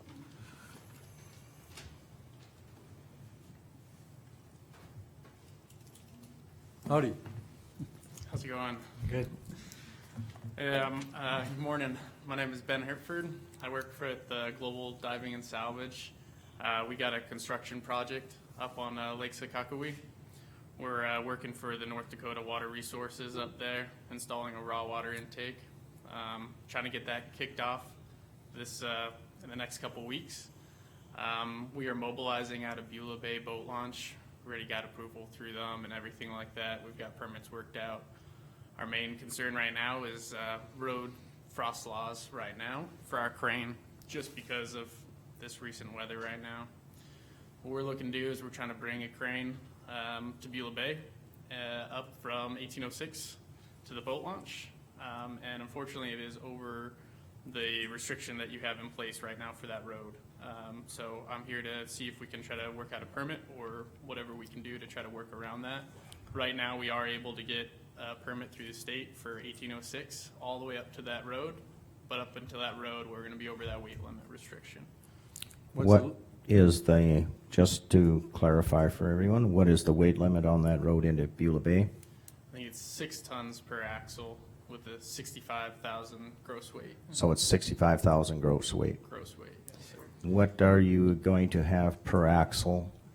We are going to have just about 14,000 pounds per axle, which is 7 tons. Its gross weight is going to be about 130,000 pounds. So that'll be just over the gross weight limit of the state road on 1806, but it does match their axle rating of 7 tons. So that's why that we are allowed to do that. We have a 10 axle truck and trailer to disperse that load. It's just the cab that's going to be the concern right here. We're trying to get it in May 2nd, and unfortunately I can't dictate the weather, and right now it's not looking great for your frost laws and everything like that. So What's the length of the road that's gonna be, that your contention? it's about 3.5 miles to the boat ramp. Have you visited with Ken Miller about this? I've spoken to him on the phone before. Okay. Yep. I'll tell you what we did last meeting, when someone had this concern. They put up a bond of so many X dollars to cover any contingency damage to the road. And I'd like to ask Ken what his thoughts were. He's here. You want to come forward and?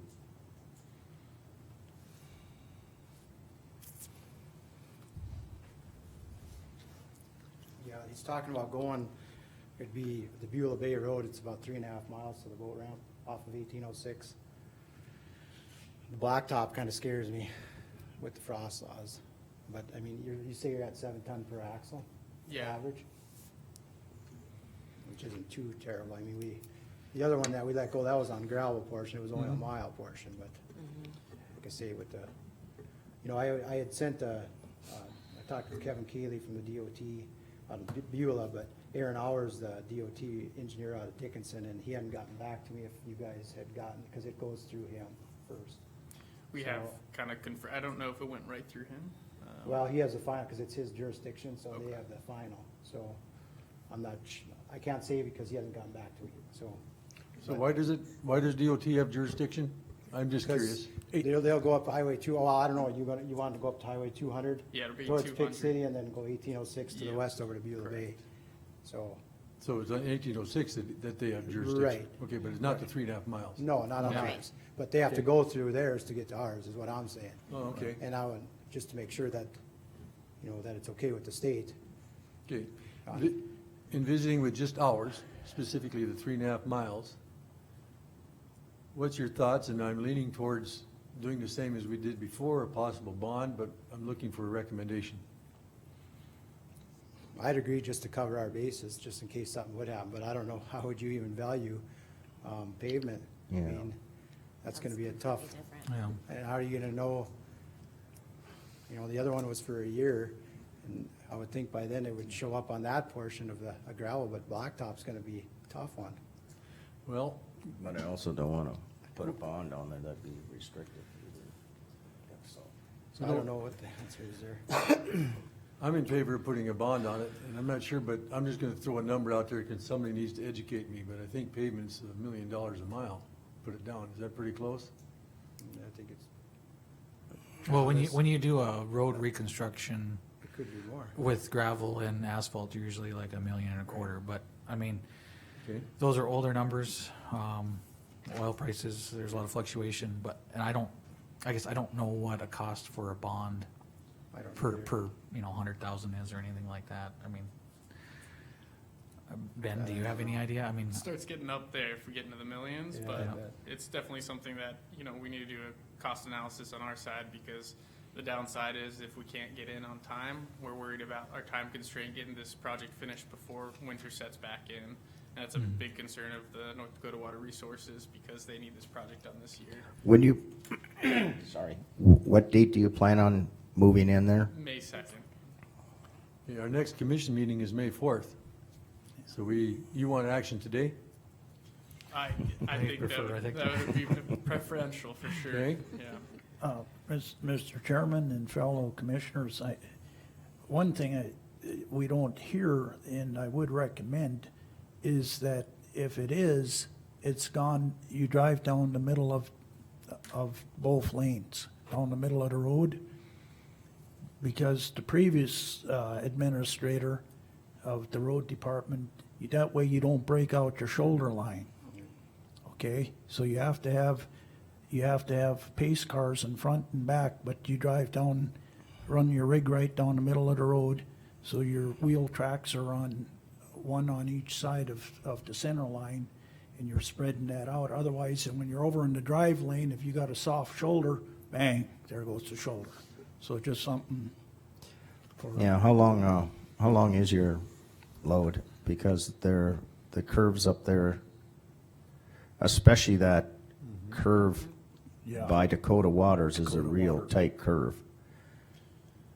Speaking with Mike, the truck guy, the gentleman who's getting our crane over there, he seemed to think that those corners weren't that big of a deal. I believe it's a 60, 70-foot trailer is what it is. So it's definitely pretty long, but from talking to him, he said that he would be able to make those turns. I know, long-term damage is hard to assess and watch, but I'd be more prone to say that any damage that would be incurred at the time they move this in, that they would be responsible to fix. Like if that trailer goes off that tight curve and you lay some big ruts and tear up the corner, then I think you should be held responsible for fixing that. I'm more, and I don't know if you cover that under a bond or if you just cover that by saying, if we give you permission, you gotta fix what you break. And if we go to a bond, I let's think just it's say a that lot safer. assuming, Bond. do you have a dollar value that you'd want to have it?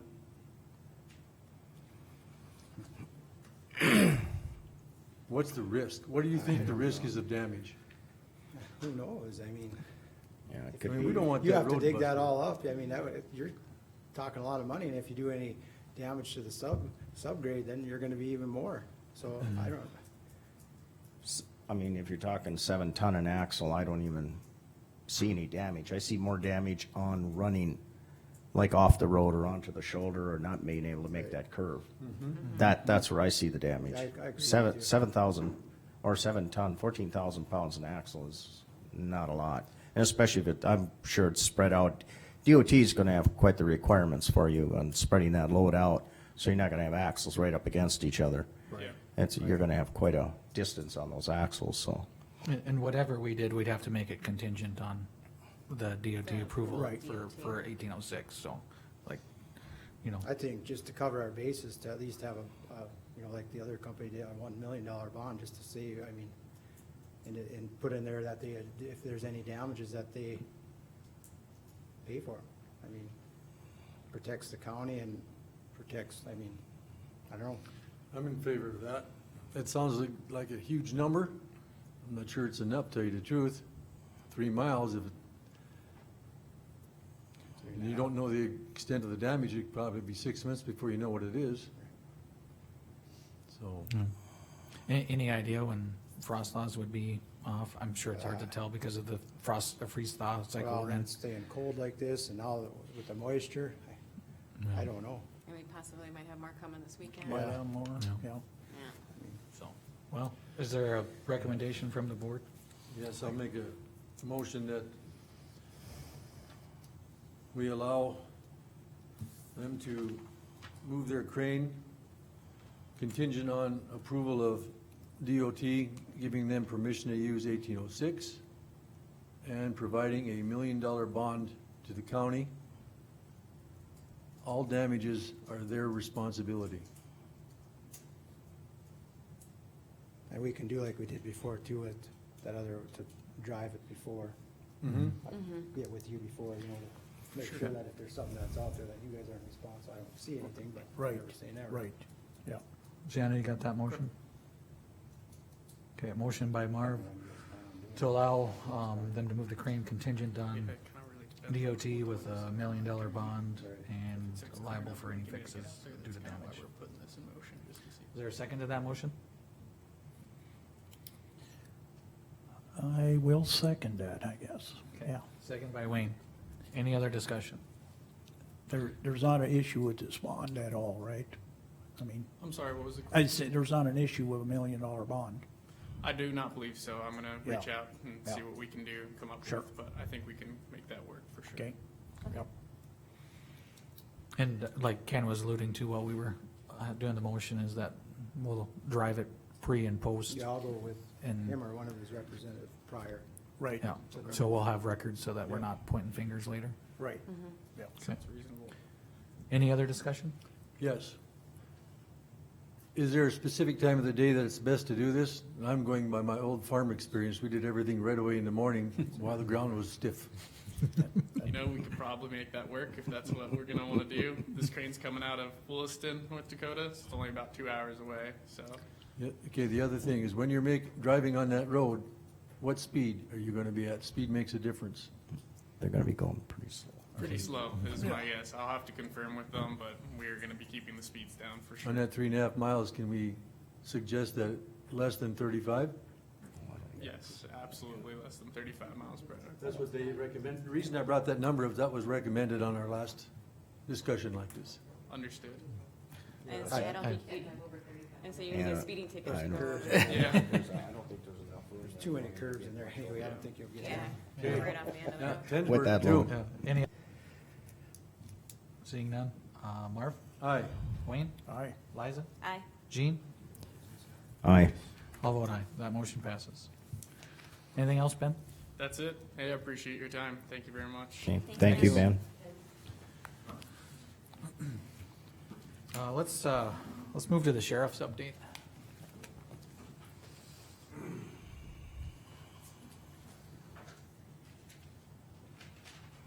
Morning, Chairman. Morning. Morning. Oh. Jumped over to this one.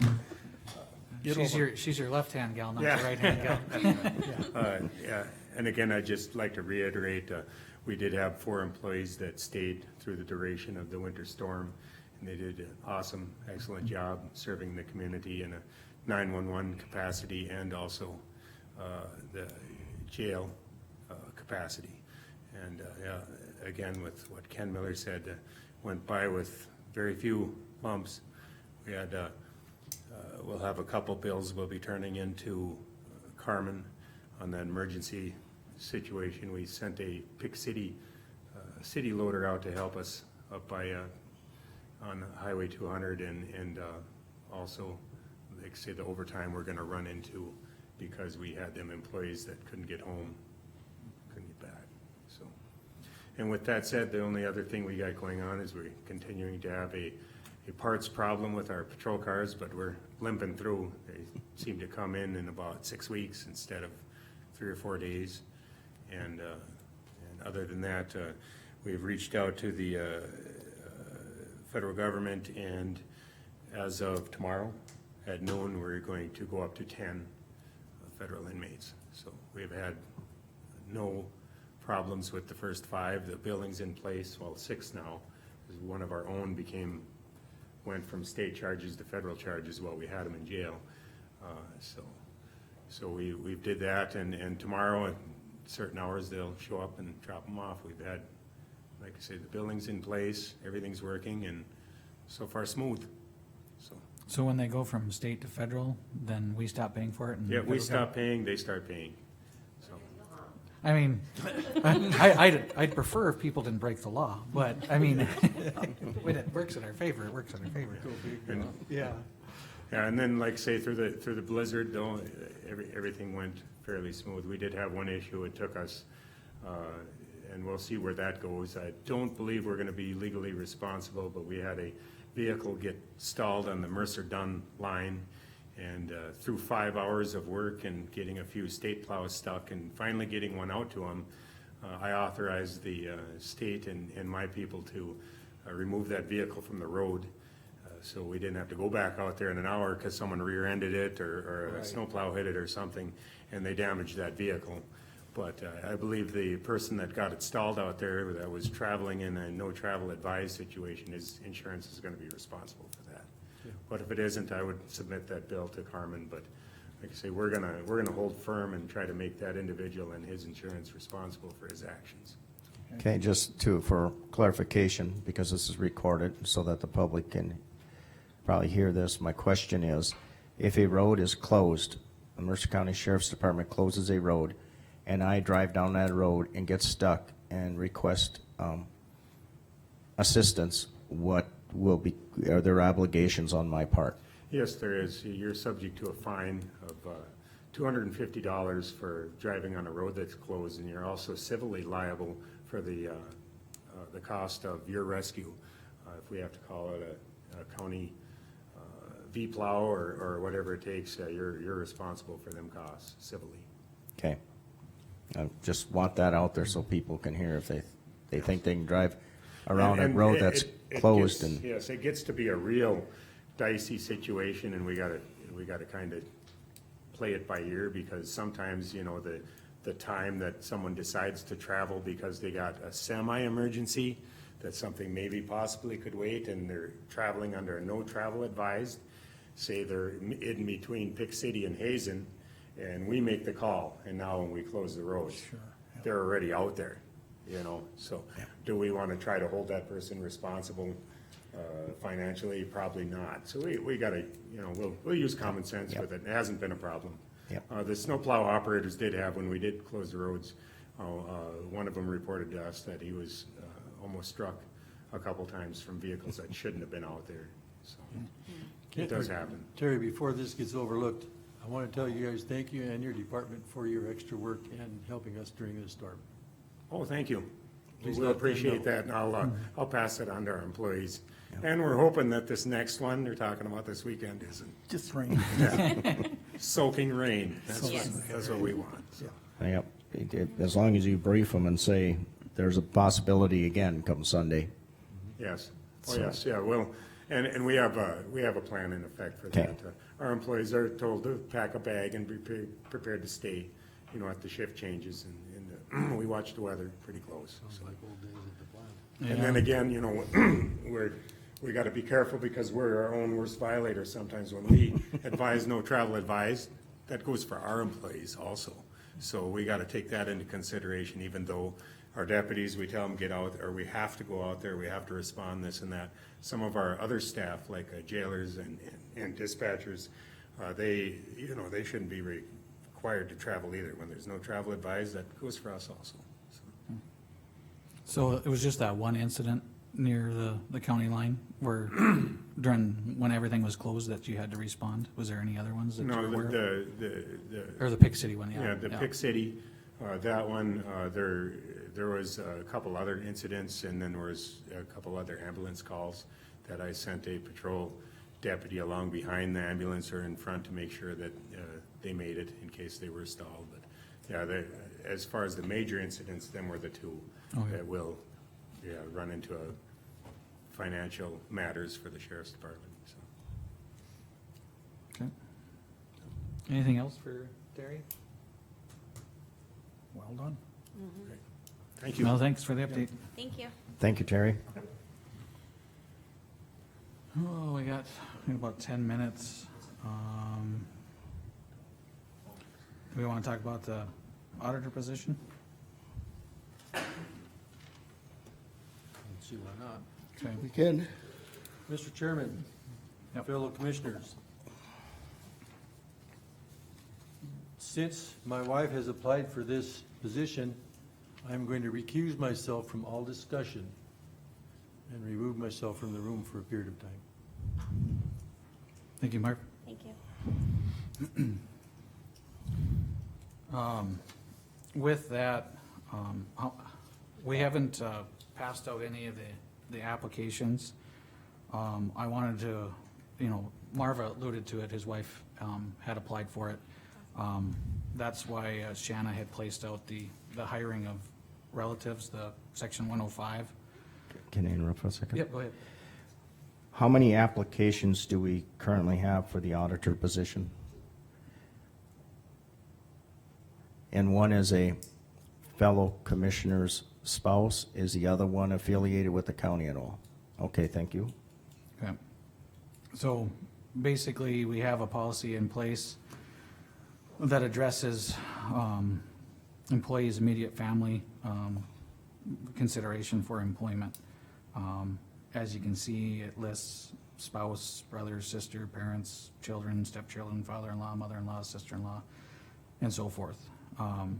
So I guess what I'm looking at is to even accept that application, we'd have to make a motion to deviate from our current policy, and it's also written in Century Code. I know we Correct. don't have legal counsel here, but, yeah. 440409. For section 105, it says the Board of Mercer County Commissioners have to previously approve a resolution to authorize the hiring of relatives. Okay, I don't know if this is out of order, but before we would get to that and addressing that, I would like to discuss the applications.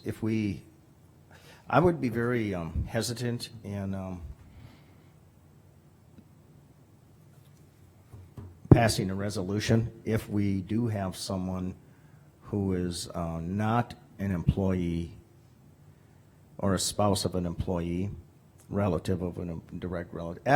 Anyway, as per stated by the Century Code, that if we have a separate applicant, I would much prefer looking at that applicant, because this could set a precedence down the road, and I'd like to stay away from that. Am I making sense? I'm kind of going where what I was stating was that, do we even accept the application from the spouse before we even look at it? Because my thought is, if we don't look at resume, anything like that, do we throw out that application knowing that there could be a perceived conflict and that it's violating our policy? Because what I'm saying is, if we open ourselves up to actually reviewing any of the applicants, knowing that we have an applicant that's a spouse, Well, would we not have to pass a resolution first and then accept the application?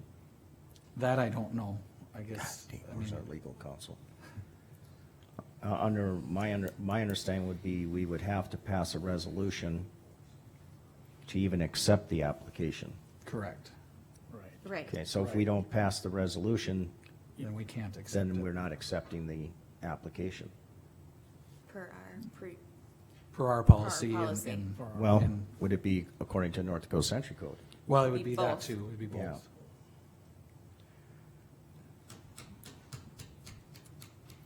A little bit of Jeopardy music? A little Jeopardy music, Oh, but. here comes our. Oh, here legal comes counsel. Todd. Here comes Todd. Todd, get in here. His ears are burning. Right? Right or wrong. Basically, we just don't wanna do anything wrong. We're, yeah. Okay. Todd, you're just in time. See ya. No, no, lock the door. Where's the sheriff? I told you at the beginning, I get over to those smart like you. Okay, I'll let you. So, Todd, we're talking about the temporary auditor position. We have Temporary, pardon? the temporary, or the appointment auditor position. Okay. So, we have two applications. We haven't looked at anything yet. One of the applications is actually from a spouse of a commissioner. Yeah, I've been made aware of this issue. Shannon let me know. Under the county policy, that would be inappropriate, because as an appointed elected official, you folks are the supervisors. So if we would look toward the state policy of nepotism, or the state statute, this would be in violation of the state. Ours is a little more stringent, but if we're going to be violating our policies, what good are our policies is the first question I'd ask. And let's think about it logically as well as legally. Law doesn't always follow logic. But if the direct supervisor until the elected position is filled by the election is supervised by the same board that the spouse is a member of, it creates difficulties. We never want to have a situation where we have close family members supervising close family members. That's the logic behind the state anti-nepotism statute. The policy that Mercer County has is pretty much close to or right on point with, I believe, a majority of the counties in the state, and that's the rationale behind it. The third common sense to look at is, how does it look to the public? The state has a way of dealing with that because it has happened. And the way they do it is, all right, the supervisor gets whatever's paid for salary to their spouse or family member deducted out of their salary. It's a pretty good incentive not to do it. Legally, with our policy, it would violate the policy. Common sense wise, it's not a good way to do things. My advice would be, and it's, the commission can do what the commission wants. I'm saying it violates our policy, it sets a precedent, we're opening Pandora's box. And that was gonna be my question. According to what I read here in the Century Code, we as a board of county commissioners could approve a resolution that would allow it, and then we could also do something with our policies with the county, just to clarify. But here's It'd be a muddy, to me, it would be kind of, as you said, opening up, which I'd rather not do. As a member of the public, I can tell you that all of a sudden, the spouse or son or daughter or parent of somebody in political authority giving somebody a job, especially one that important, I'd look at it with a jaundiced eye. Now, the board can do that, as you said. My concern is that if we would make a special exception in this circumstance, we've now set a precedent, so the next time we have something similar to this, and we say, nope, violates our policy, well, now they have a very good equal protections argument, which opens us up to potential litigation. And folks, I don't want to defend the county in anything that I can prevent the county from getting sued on. My other input into that is, we have a second applicant. Applicant is a relative of any sort of a county official, and I've indicated that they're not. So I would be, okay, and then, No, that we're aware That of. we're now, that we're aware of, okay. So if this spouse were the only applicant, then I would tend to open discussion on it. But since it's not the only applicant, I'm thinking to avoid, It's an appearance of impropriety. yeah. So you're looking to make a motion to reject an application, or, Well, I Well, don't know what the proper Are you looking procedure is. for options at this point? Well, I would just say- how do we address it so that, you know, we don't open ourselves up to liability? Like, what is our mechanism to either, yeah, Yeah. Unable to okay, accept to it. accept it. Now, with only one applicant, you want to extend the advertising of it a bit? That's an option. Mhm.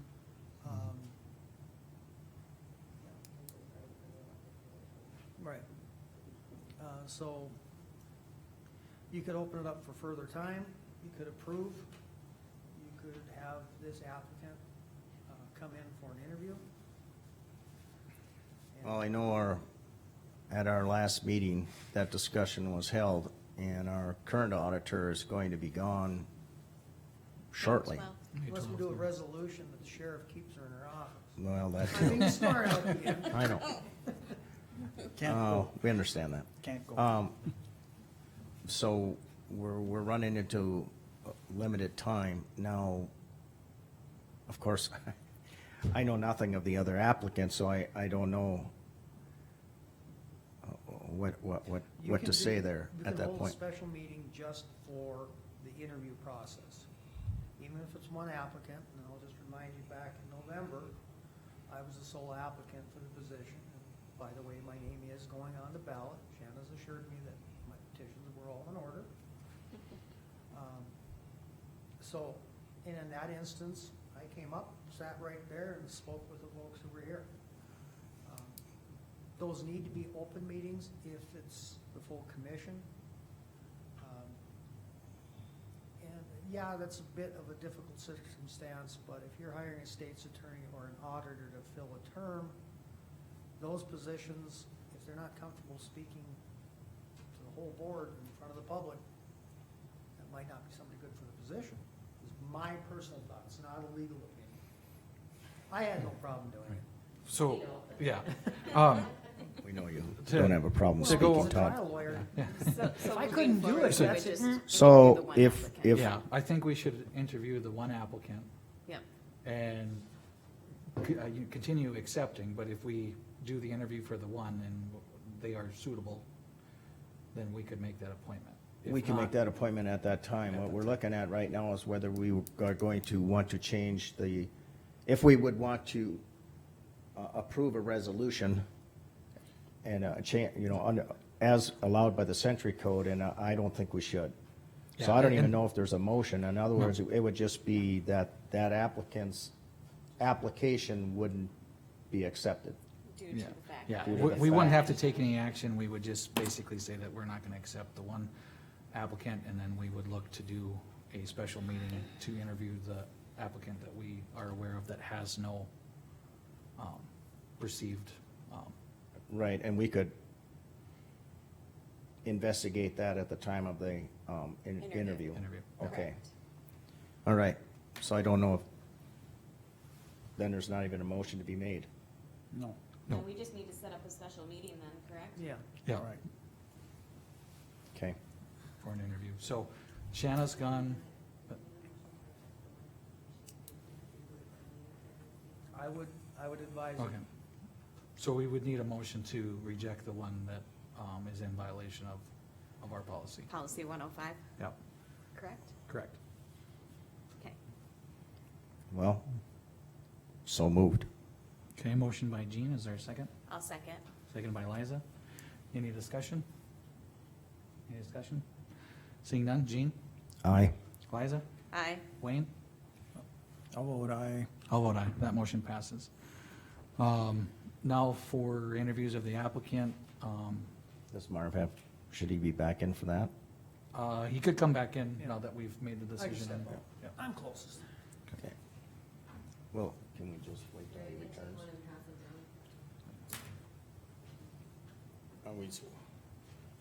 Okay. We're good at what? Up to the chair.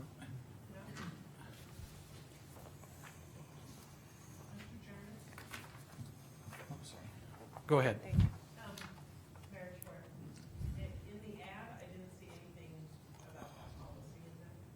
Just so you know, if you're gonna put your ad in again, you should put that in there, that it can't be. Okay. So, just so you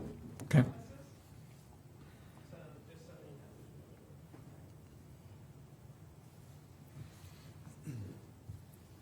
Just for clarification, I agree with the comment, but it's not just any relative, it's close family relatives, spouse, children, parents. I don't remember, is there siblings? Spouse, son, daughter, brother, or sister. Yep. Yeah. And then it goes into in-laws too. Okay. actually. Yeah. Yeah. In-laws and outlaws. Yeah, in-laws It and might not outlaws. be a bad idea to put that in there so we don't have confusion like this. Mhm. Mr. Chairman, I Yep. have one comment. I understand the biggest reason for this is a conflict. Look at your board. You're the mayor of Beulah. That's not a conflict with a county commissioner. Liza's married to a deputy sheriff. That's not a conflict of interest. Those were voted in. Those are I think voted in. the Pandora's box has already been opened. No, it's different than if we're voted in. Because that gives the the voters the ability to select, and they knew Travis was a mayor of Beulah. They didn't have to vote for him. It's not a conflict. They don't have a choice to select our auditor today. It's here, and we have a state statute that limits our ability. What about incompatibility of offices? Have you ever read on that in the Secretary of State's? Okay, I'm done. Yeah. I think we're gonna Okay. move on. So we have a application here. We would need to set a, interview date. I don't know if anybody has talked to her, what her availability is. I know I'm not available Friday, Shanna's not available Friday, and I'm in a conference Monday through Wednesday next week. But I don't have to be here, but,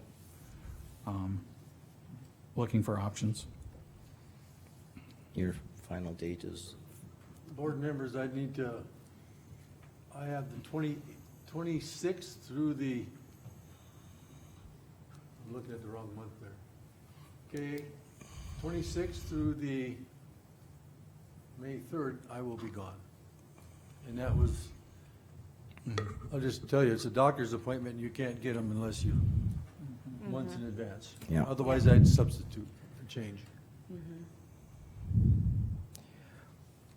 And I do we wanna need a be- full, board here to do the interview? Just Do we a need a quorum. quorum? Just a Okay. quorum. I just, No, that's a good question. just asking questions so that everybody understands. I also understand we have personal obligations that we gotta make, and, if we can't make it, we can't make it. But, and I like small town politics where we ask each one what, if we have time and if we got days off. But there comes a point in time where we just need to schedule whether I can make it or not, as long as we have a majority. I understand, Marv, you got personal things. Travis has something going on. I ironically don't. The 25th, I have something going on, but other than that, even if you would schedule it for the 25th and I can't be here, so be it. When are you back, Travis? I'll be back Thursday, the 28th. So you could do it on Thursday the 28th? I could do it on Thursday, the 28th. Thursday the 28th? Don't snow. Jean, Thursday? the 28th? Works for me, it doesn't work for Marvin, Correct. So that's the only one that it doesn't? so far.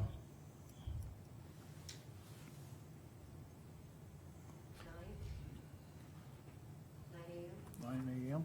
Okay, I have a question for the board. Yep. I was out of the room, so I'm just curious. I see an application in front of me. Is this the only other application we received? Correct. Thank you.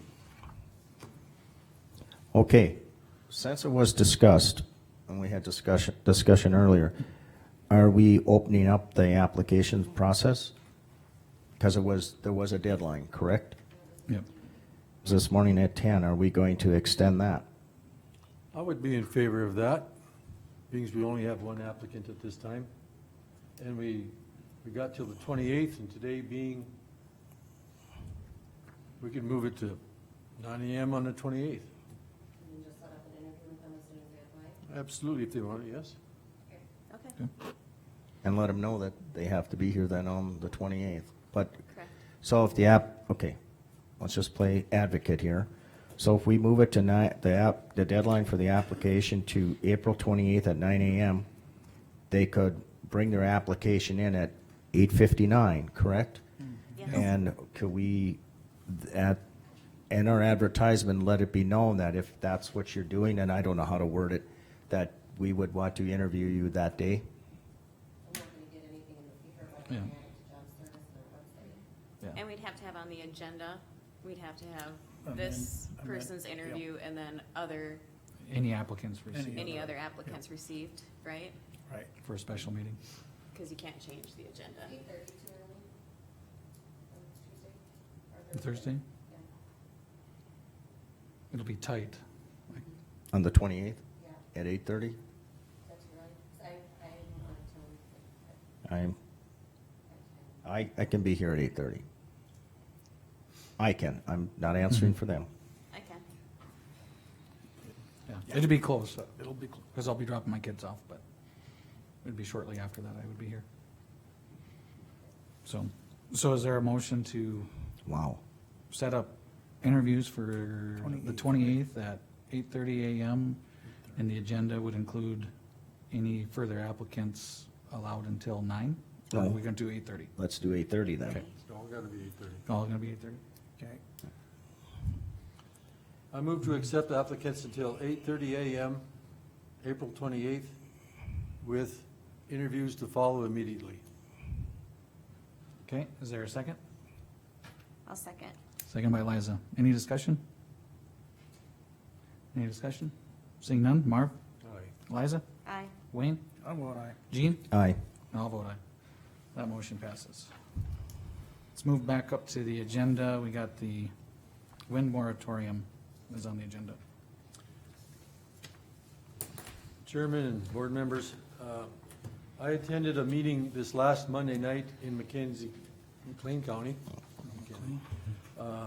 And they discussed their ordinances for their planning and zoning and their board with testimony by Lad Erickson, who has done tons and tons of homework regarding wind ordinances.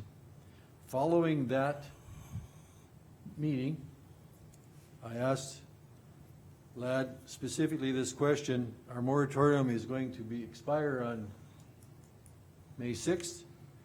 Is there any harm with renewing that? He does not give legal advice to this county, but he did answer my question. He said, let it go. He says, Marv, there's no need to extend it. Let it go. So I'm sharing that thought with the board, and I'm going to concur with that. I'm just letting you know that, in my opinion, Lad is a pretty good authority on wind. He's worked with the state, he's worked with the wind energy companies, and he spent way more time on it than anyone else that I know of.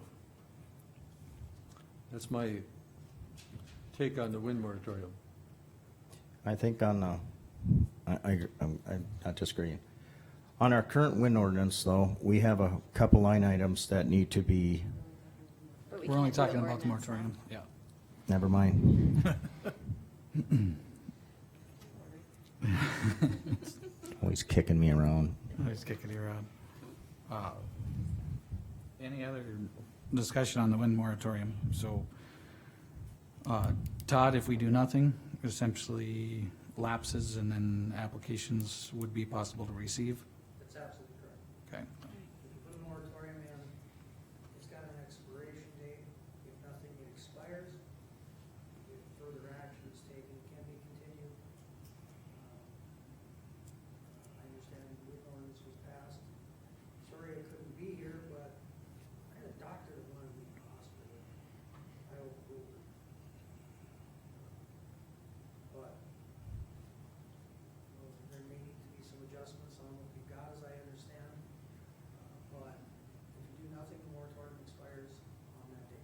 on May 6th. I was thinking May 5, I was thinking that too. but I wasn't sure, so I just didn't say. Yeah, I've heard both dates, but It's the 6th. it's the 6th. Okay. Okay. So, does anybody want to take any action on the wind moratorium?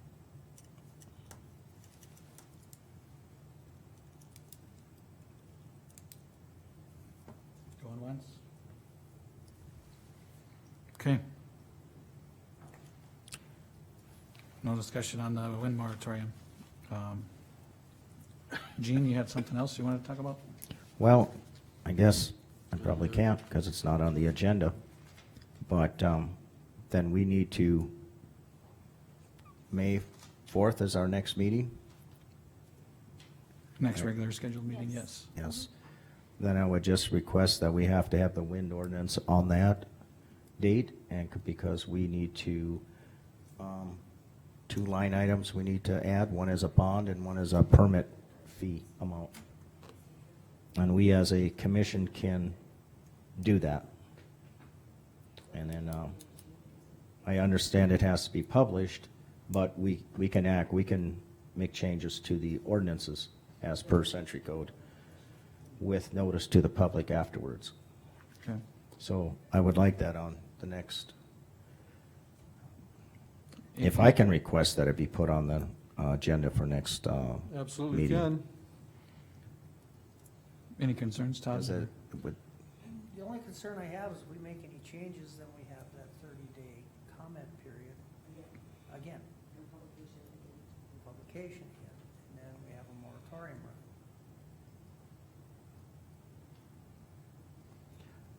That is, yes. But let's just, on May 4th, we could, I don't even know it's considered an amendment. I guess technically it could be called an amendment. We would, let's say we would add a dollar item to the permit fee and a dollar item to the bond fee. That can be enacted, and it would be, it would be good. Then the public has, in your words, 30 days to respond. And if there is objection to that, then we have to hold a public hearing. If there's no objection, it just becomes part of the ordinance. Correct. And at the same, with that said, that way, if someone came in the meantime and applied for a permit, at least Cindy has these numbers that she can say they have to come up, they have to abide by these numbers, but they could change within those, at the end of those 30 days. Right. Sounds convoluted, but No, it doesn't. Just gonna throw out a caveat, because my job is to try to keep us from being sued for things we can avoid. That's my job being here with the commission. If those fees would go up, the applicant could argue about it. If it goes down, I understand that, yep. Mhm. I think it just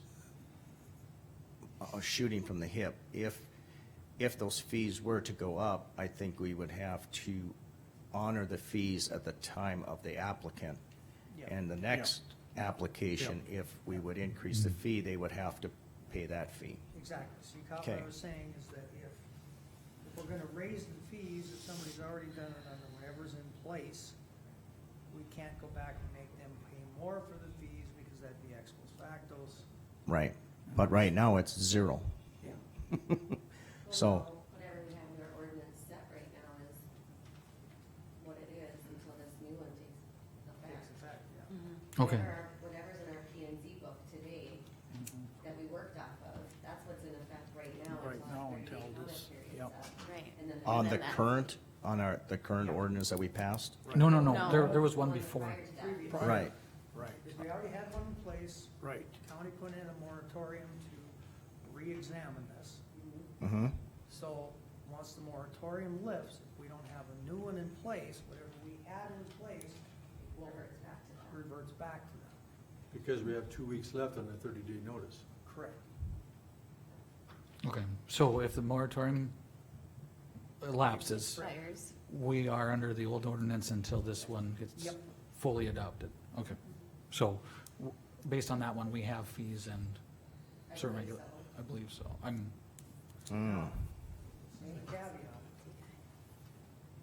The new ordinance that we're trying to put into place, and it's different than what we had, Mercer County had before. During that 2-week period, they come in, you can't reject because it doesn't meet the new ordinance. And you're throwing something out there. I'm opposed to extending the ordinance, but we may have to for those 2 weeks. it's not really extending, it's That's not not extended and it's there until That's what placed, happened. yeah. No. No, Gene's saying that to cover that, our Those 2 concerns weeks. in those 2-week period, we possibly could extend the moratorium. And you Cover gotta us. realize too, that when you go back to do this ordinance to add your amendments to put those dollars in, that also has to be published. That's correct. And then it also has to have a public hearing, so you're gonna be sitting. No, it only needs a public hearing if there's objections to the amendments. If there's no objections, no need for the vote. Right. So you still have another 30-day waiting period, and then at that Yes. time, you're gonna have a policy in place that has nothing in it. No fees. No, Yeah? no, Yeah. okay. Yeah. Until that one goes into, until your amendments take Right. effect. You guys are in a pickle. Unless we extend the moratorium for 90 days. Correct. Correct. Which, Just a minute. If we're we're under the, I'll call it original wind ordinance, until our 30 days are up on the one we passed at the last meeting. Correct. So when when those 30 days expire, the new ordinance takes effect. Correct. Which has no fees in it. Correct, but we could put fees in it today, and then those fees, or even on May 4th, those fees would be in place. 30 On- days later. No, Because they're in effect at that time, yeah, they take effect. no, Then after the 30 days is when people have time to respond. No, because you're making an amendment to Yeah. that. It's an amendment, even though it's filling in the blank, it's an amendment. That's correct. yeah, when is the regular scheduled planning and zoning meetings? The third Thursday of every month. The third Thursday of every month. Yep. So, I believe there was not one gonna be tomorrow, Right. The next one will be the 19th. so the 19th. So the earliest that any application would actually be reviewed by planning and zoning would be the 19th Of May. of May. So there is that caveat too. Like, we have a moratorium in place. We've already not taken action on that. If you wanted it on the agenda on the May 4th meeting, you definitely could, because you'd still have time to do your extension. But we're not gonna talk about that today, because we've already visited it, and we've kind of talked about our circling back and forth today. At this point, with the moratorium in place, Cindy can't even accept applications, and I don't know what the deadline is prior to a meeting that she accepts. I believe it's the 25th of the prior month. Okay, Because she has to have all of her publications in, and she has to accept all the fees. And okay, so based on a technicality, she can't even receive anything for the May planning and zoning meeting. Right. Right. As soon Did as you pass the that timeline? would be June 16th. Okay, If we want to extend the moratorium, we still got May 4th to do it. correct. Yeah, so what I'm saying is, Put moratorium and wind ordinance on the Yep. agenda for next meeting. correct. And we can move on and cuss and discuss at the next one. Okay, put that. You like that one? Well, we Okay. need, right, what would be my objective is that we have these fees in place by the time someone can apply for a permit. I don't disagree with you, But it's not gonna happen. but it's not gonna But you happen at can't this do meeting. Yeah. We can, It's just not feasible to happen. With the timelines. Now, let me back this up, because I can see, I'm not seeing an accord of minds here. I think we've got some people thinking one thing and another. Right now, we have this new ordinance that's in place. It doesn't take place, it does not take effect until the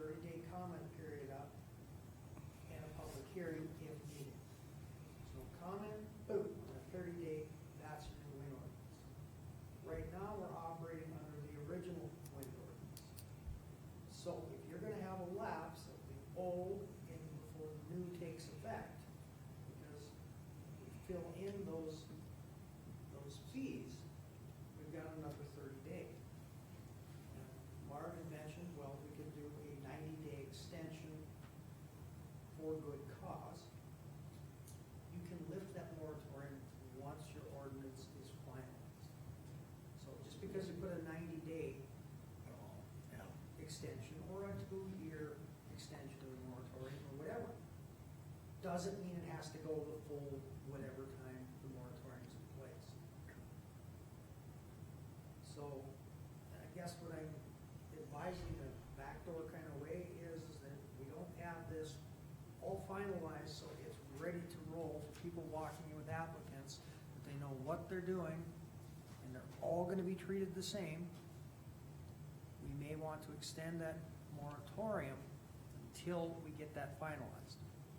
Or as Marv said, 90 days, and then once we got it where everybody knows what it is, it's passed all the muster of notice and hearing and opportunity to comment and all of that good stuff, then lift your moratorium.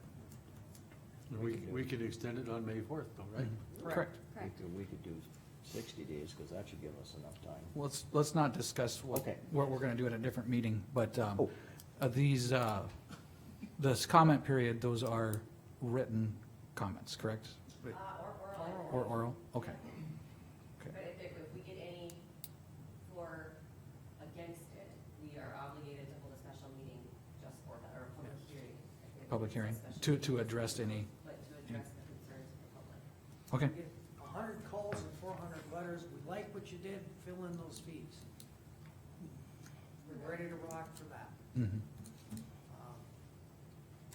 Then you fill in the fees, you get 100 of them calling and saying, well, We don't agree with it. we don't agree with it, now we gotta hold a public hearing mhm. on those fees.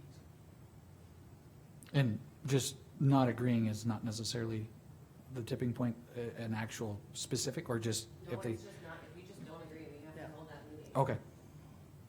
So just to prepare everybody on this board, Mhm. you get somebody who does not want wind towers in this county, and they call and make a formal request, I don't want this, Okay. have to have the meeting. So if you've gotten any, since it's for the hearing out there, Yeah. you need to let me know. Okay, Yeah, if anybody calls you as an individual commissioner, or Shanna, if they call me, I'm going to refer them to you. I'm making it known, says, I have no decision-making, I have no agenda control, I am not the proper place to make this complaint. You need to get it with the auditor or the commissioners. If the commissioners don't wanna be getting these, we need to put in there that they should all go to the auditor, so that way it's a one source, and I would recommend that. Because we don't want something where somebody says, well, I talked to my commissioner at the coffee shop, well, what day? Well, I think it was. Right, yeah. We I want a think little it's more According to the- clear If we just say, According to the Century Code, the petition shall be in writing and shall specify in detail the ground of the objections, period. Oral or writing. Yeah, I don't either. Just be said There I before. go. I've Separate memorized hearings, the any statute, person- They change it. Any person aggrieved by any provision or resolution adopted hereunder or any amendment thereto may, within 30 days after the first publication of such resolution or amendment, petition for separate hearing therein before the Board of County Commissioners. The petition shall be in writing and shall specify in detail the ground of the objections. The petition shall be filed with the county auditor. A hearing thereon shall be held by the board no sooner than 7 and no later than 30 days after the filing of the petition with the county auditor, who shall notify the petitioner of the time and place of the hearing. And then it goes on to explain the hearing. Yep. That's 113310. okay, let's, So It's been there. a while since I looked Yeah. at the statute, and I obviously have either misremembered it or they changed. No, there was questions on it, and that's the way I understand it. It has to be in writing. Yeah. That, and I understand that. That's so that, Right. well, I told Gene, well, you know, okay. I Makes can sense. deny that you and told it me. should be submitted to the auditor. Yes. so that's what it said in there, was That's what it submitted to says. the auditor. Petition shall be in writing. The petition shall be filed with the county auditor. Thank you, Jean. Okay, let's move on to portfolio updates. Jean, why don't you start? The sheriff's department was in here and updated me. Our state's attorney, I visited with them a little bit. There's nothing under that department. Clerk of courts, everything's going fine. Other than that, I have nothing to say. Okay, Mark? Couple things is, I did attend that meeting over in the other county. It was very, very informative. It also had a very lengthy phone call from that again, and a lot of good information, and I will be sharing that with you guys when we're talking about the ordinance update. Two things that I want on the agenda for our next meeting that didn't make it this time. Last time I handed out you guys some stuff on the road department and ARPA funds for review. We had a storm, things happened. I'd like the for our next meeting, three things. Treasurer's report I want put on there again, road department finances, and ARPA finances. I believe that's all that I had. Yes, done. Okay. As far as my portfolios, we've been trying to have a annual performance review with Craig, but we had one scheduling conflict, and then we had Snowmageddon. So I'm waiting for rescheduling on that. As far as Fair Board, they have a meeting this evening. The library board will meet on Monday, the 25th. I will not be able to be in attendance because of work scheduling conflicts. And the Water Resource Board canceled their meeting last week for obvious reasons. So I really don't have much to update. Liza? Well, unfortunately, I have a little bit of bad news. The truck that the road department was able to get put together actually broke down this week, unfortunately, when Jim was trying to use it. So I'm not sure what was wrong with it or anything. I just was informed that it broke down. On good news, Ron from our Veterans Department was able to go on the Veterans Honor Flight, and he said it was absolutely amazing. And I'm very glad he got the opportunity to go there. And they flew to Washington, D.C. and went to all the memorials with, I think he said 151 veterans. Ambulance meeting isn't until next Monday, and I just wanted to let everybody know I will not be able to be here at the May 18th meeting. Shame on you. Yeah, that reminds me, I won't be here at the May 4th meeting, so. Yeah. Anything else, Liza? Nope. Wayne? As Liza said, talked to Jim here, something to do with the hoist cable, and he said they weren't gonna be laying out there in a snowbank fiddling around, so we have one of your white trucks, as you seen today, running, and things are fine, so. The snow in the parking lot was insane. That's what Thursday morning for the rotation drawing, and you had one path, and it was 3 feet deep across the whole parking lot. It was, and then the whole back was just a big mountain. It was nuts. Yeah, he said he couldn't hardly get to the back. They cleaned out here. It took them a long time to get back in here. It just packed in there so bad that. So anyhow, everything there looks quite well, and they're moving that away, so.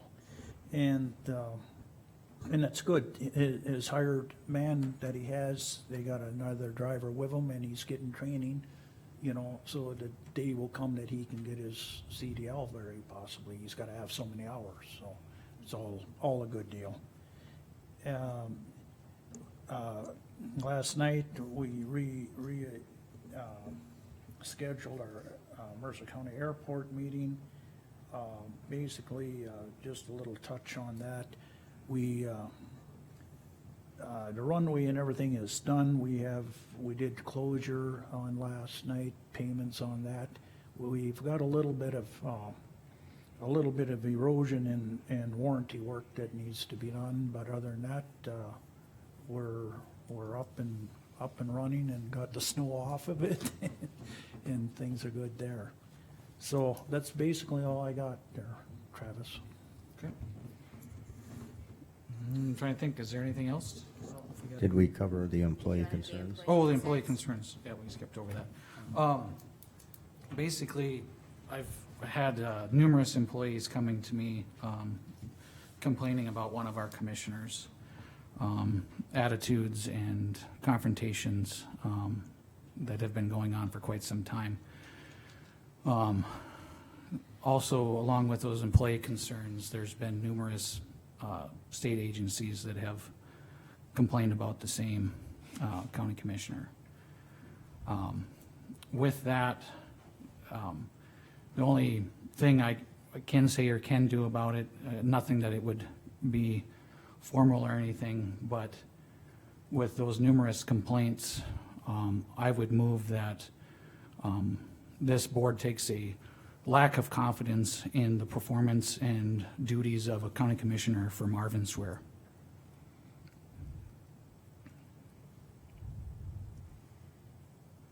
So that's my motion. I'll second that. Motion been properly moved and seconded. Is there any discussion? Any discussion? Yeah, I was gonna ask if it was me. Nope. I have some discussion. I strongly object to this. And I want a matter of record that I strongly object to this.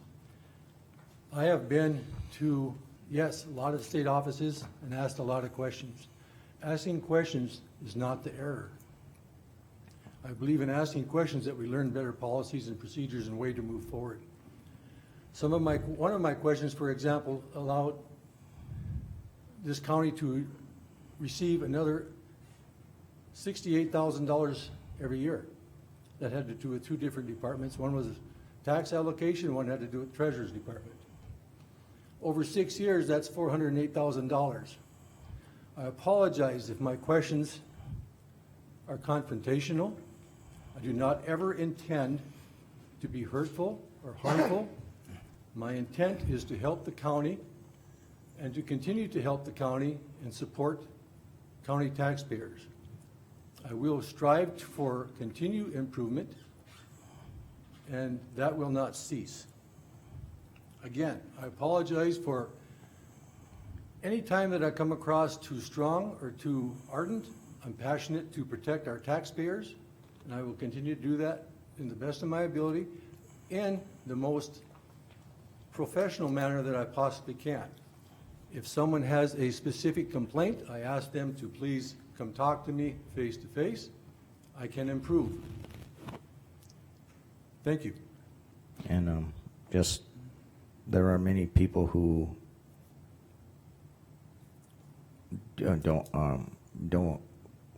are very uncomfortable addressing these with you, and that's why they address someone like Travis and when I was chairman, addressed me with them. And they were uncomfortable addressing you to your face. I understand your request, but just to respond to that part of it. Responding to many people is gossip. And this board is responding to gossip. I would like them to come talk to me face to face so I can correct any errors or misunderstandings. And those misunderstandings are probably mine. And I'll take ownership for that. And Marv, I regret to do this, but basically, and like I said, this really doesn't do anything formally. It just kind of puts it out on the record that there was numerous complaints. And I don't believe that your heart is in the wrong place. I don't believe that you're asking questions is in the wrong place. But the practices and the procedures and the way that it has been perceived by not only employees but state agencies has been offensive to them. And that's all I'm going to say about it. Is there any further discussion? I would like to know which state agencies, and for them also to send me a letter so I can drive down and visit with them personally. Do you have some of those letters, Shanna? I might. Okay. If you could provide those. Any further discussion? Seeing none, I vote aye. Liza? Aye. Wayne? I'll vote aye. Gene? Aye. Marv? Nay. Motion passes. Just one thing before you adjourn the meeting. Can, will there be on the next agenda, wind moratorium and wind ordinance? Yes, both of those are on there, I'm gonna, along with the other ones that Marv requested. I think Okay. there was 3. The road department, ARPA funds, and treasurer's report. Treasurer's report. okay, Okay, seeing no further business, meeting adjourned. thank you. Dean, I need to speak to you for a second, please. I need to speak to you for a second. Law enforcement wants to speak Law enforcement. Let me get my things in order first.